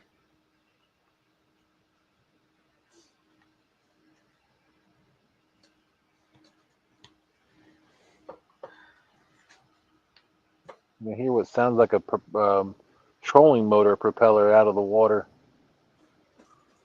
But I can't see a boat attached to it. Gotcha.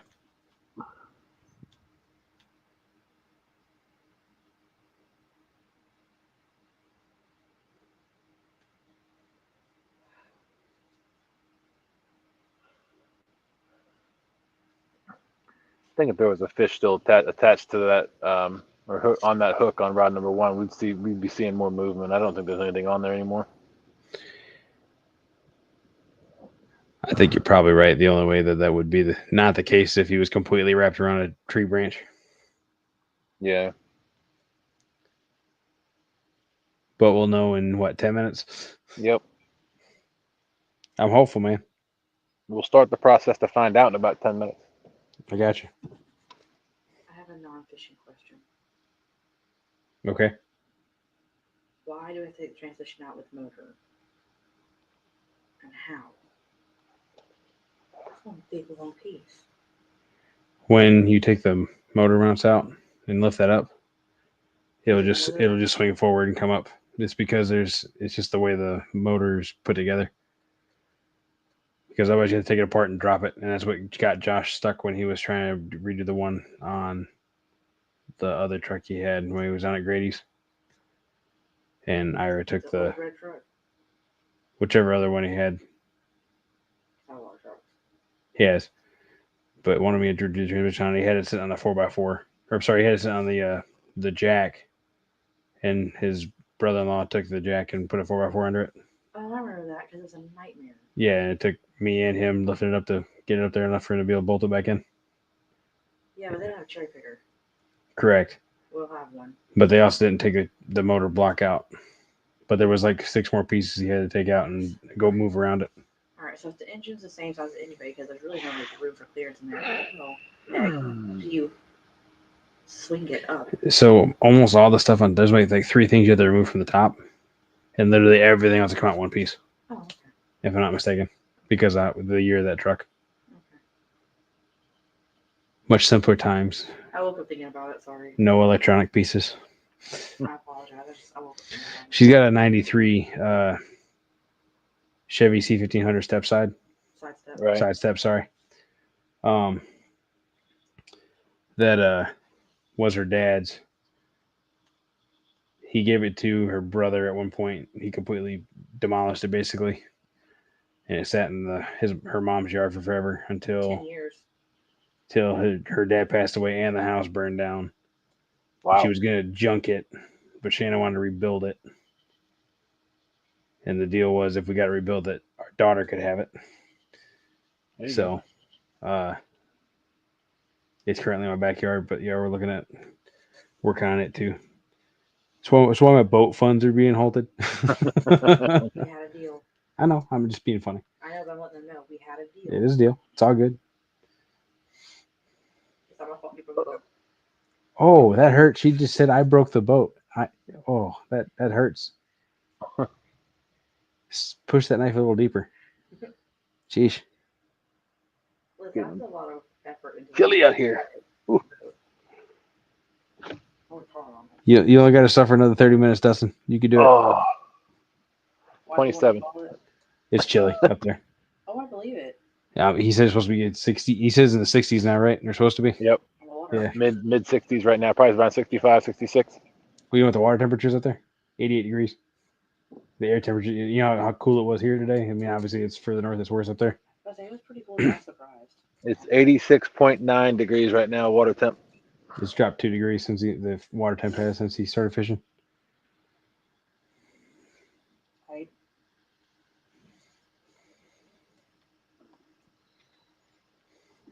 And apparently his wife ordered pizza for dinner tonight too. Great minds think alike. That was definitely my idea. Rod 5, Dustin. I'm looking. He did something. I saw it.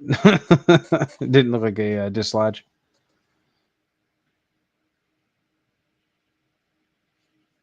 Yeah, I'm standing behind the camera. I just had to walk around. I can't sit down much. I'm going to pass out. That's the only downfall of the night fishing. Of course, Yep. Then again, I have almost dozed off during the day too.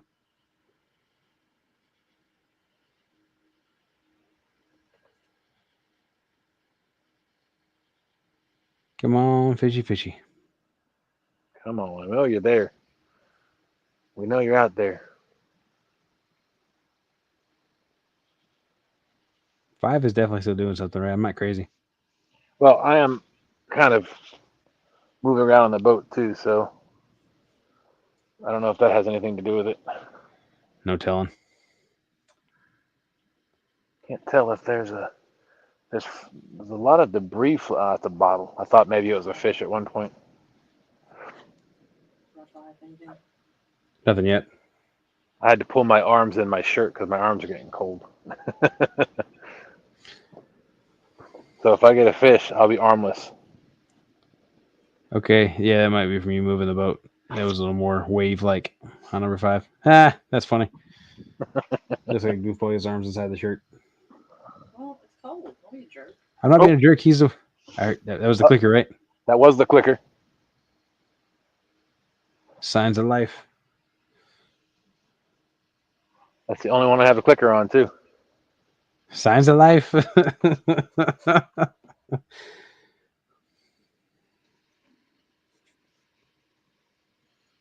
question is that did it do that because the boat is turning and I was rocking, or did the fish decide he wanted to,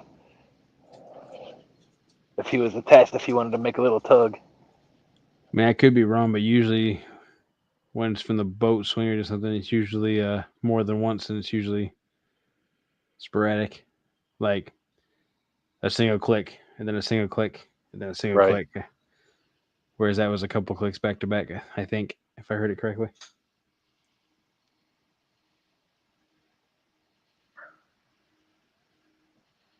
Well, we'll find out in a few minutes.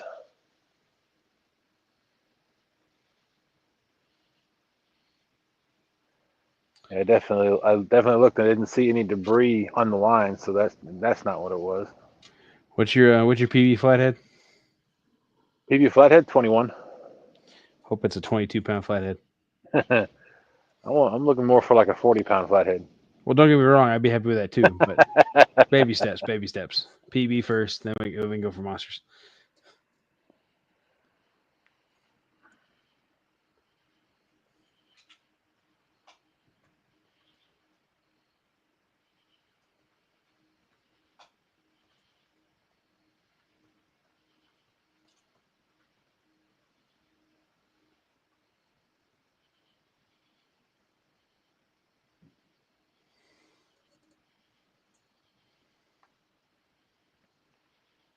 I think I'm gonna take my boat straight home tonight because tomorrow morning when I get up, I'm gonna try to fix the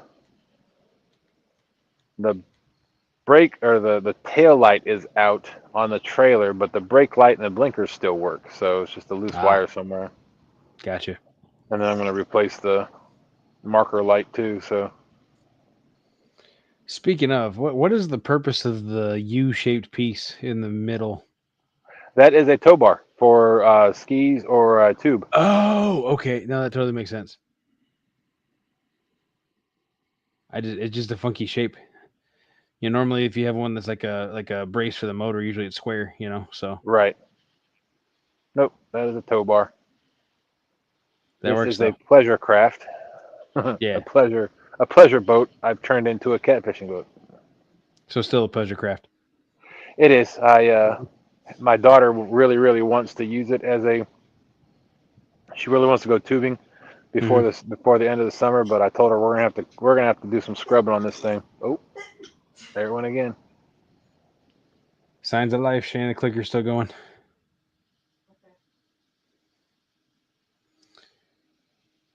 Got 21 minutes left in the show. Okay, I'll go start reeling everything in and. Will Dustin complete the one shad challenge? I'll get my arms back out of my sleeves here.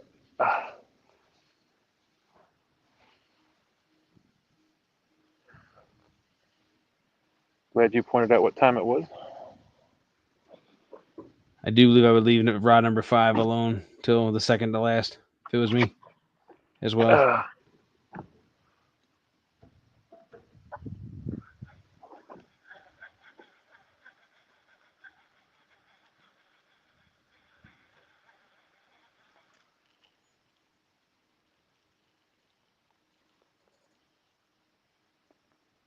Yeah, that bait's warm. Off color much? Oh yeah, white.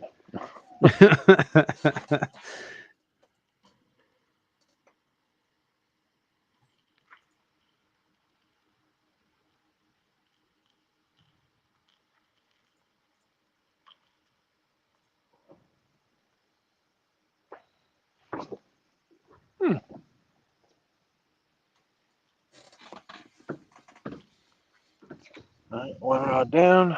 Ooh, it's getting foggier.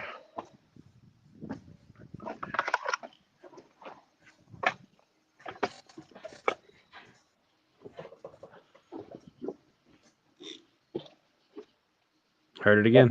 That might have been me. Okay.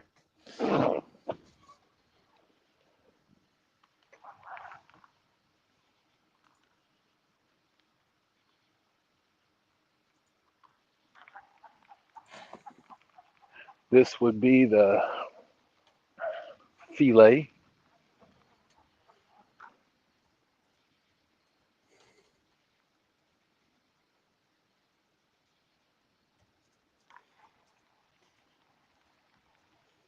Still attached. That fillet kind of wrapped my line all up on itself.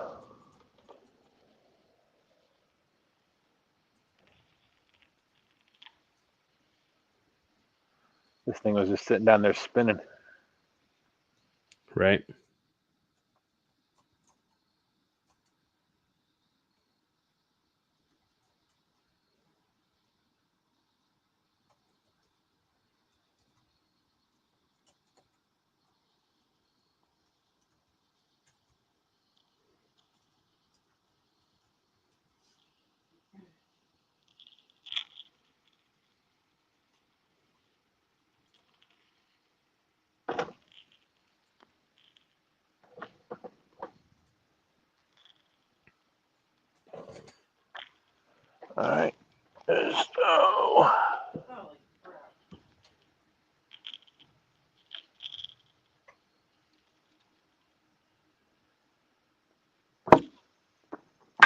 another rod in.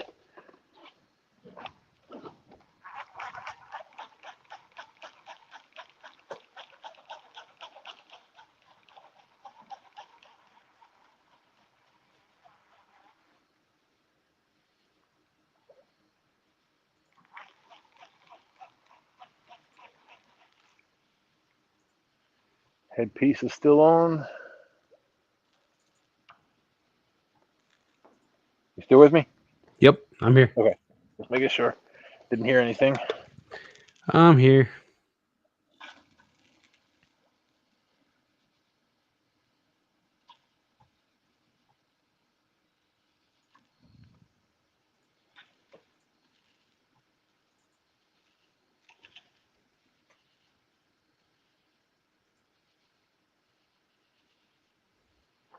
All right.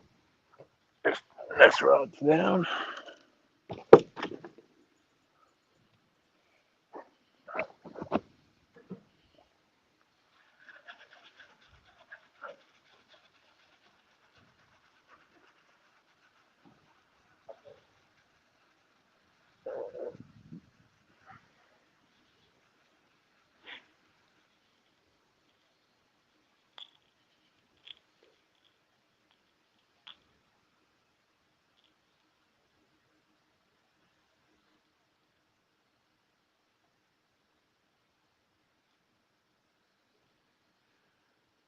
Bait still intact.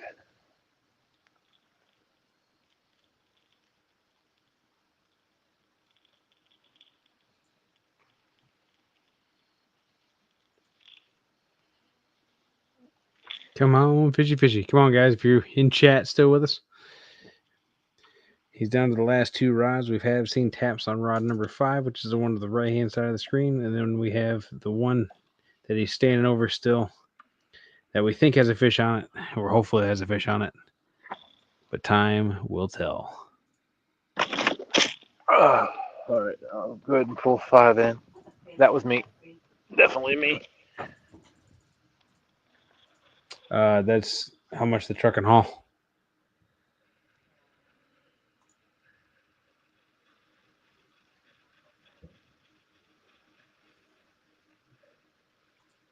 Man, all of these are wrapped around like the current was spinning them down there. Well, that could be bad.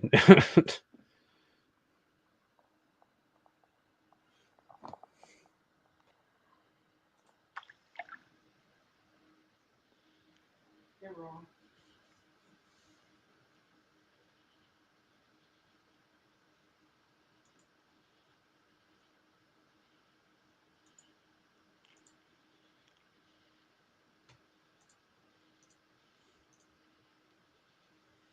What do you mean I'm wrong? Hey, look, now see how much weight you have inside the vehicle, including people and cargo and stuff. Yeah. Right, towing capacity is how much the Oh, I see what you're saying. Got you.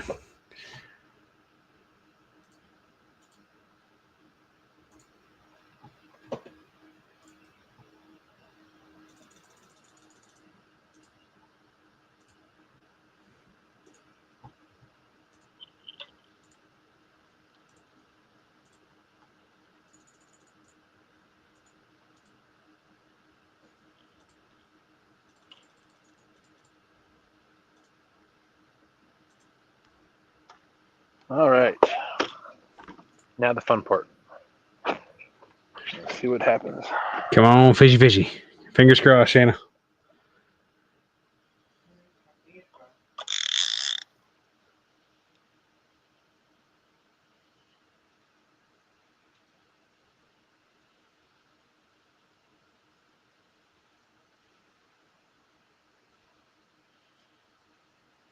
All right, let's see.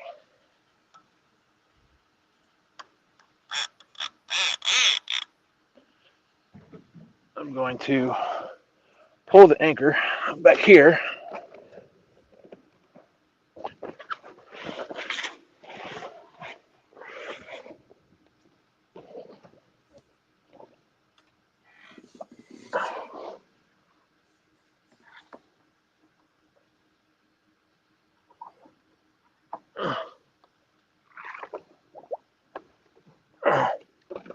and hope whatever. Okay, good. That fish was stuck on, the line stuck on, wasn't hooked on the anchor too. That'd have been interesting.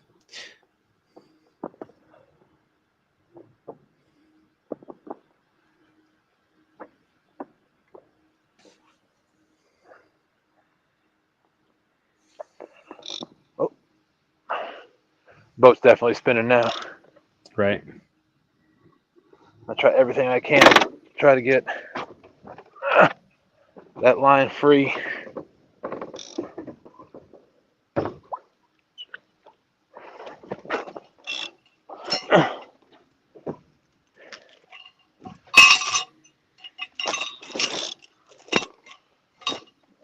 I know.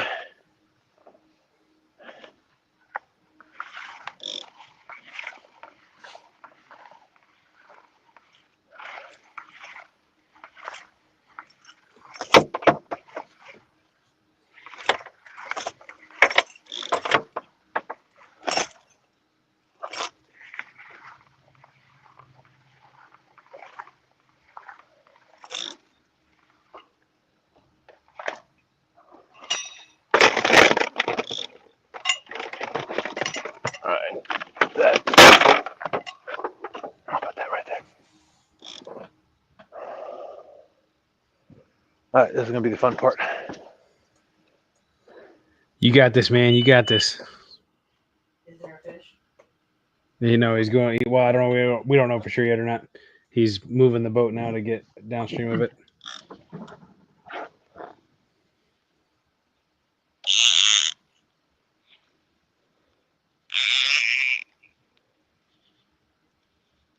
Oh, it came loose.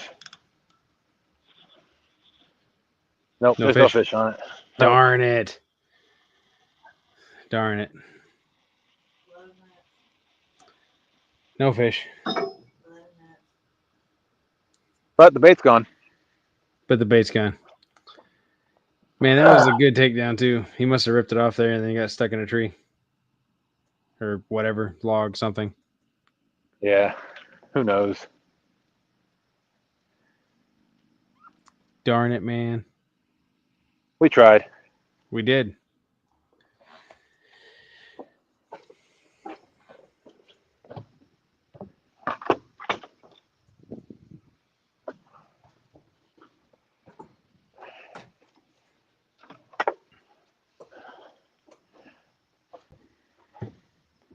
Maybe next time I can go. I just worry about the city. Like the boat ramp that we launch at in the city is not bad during the daytime, but it's a bit sketchy at nighttime. Sure. And I know I've been successful at that area at nighttime, but without, just being me, I'm not going to go up in the city.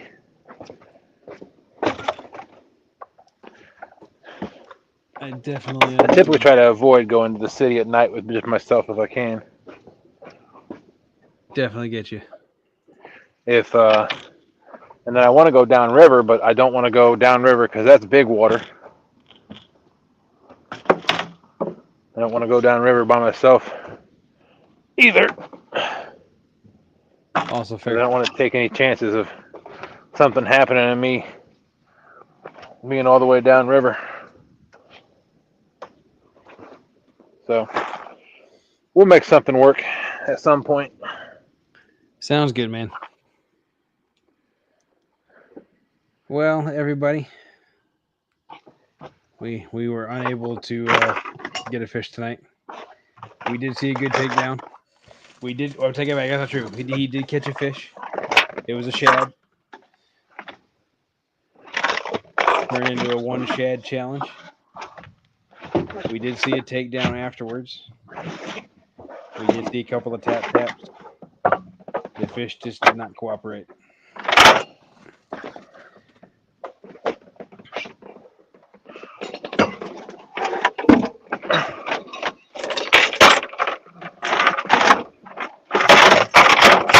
Sorry if that's loud. Well, it's obnoxious, but you know, it's Anchor. What do you do?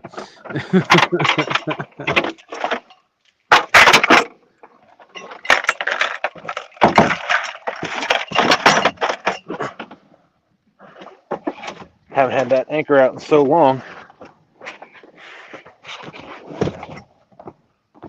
I almost forgot how to put it away. Right.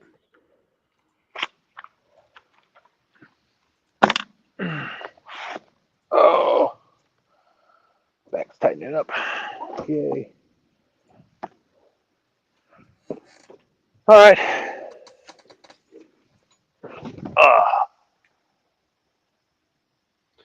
Got any words of wisdom for those who are still here joining us?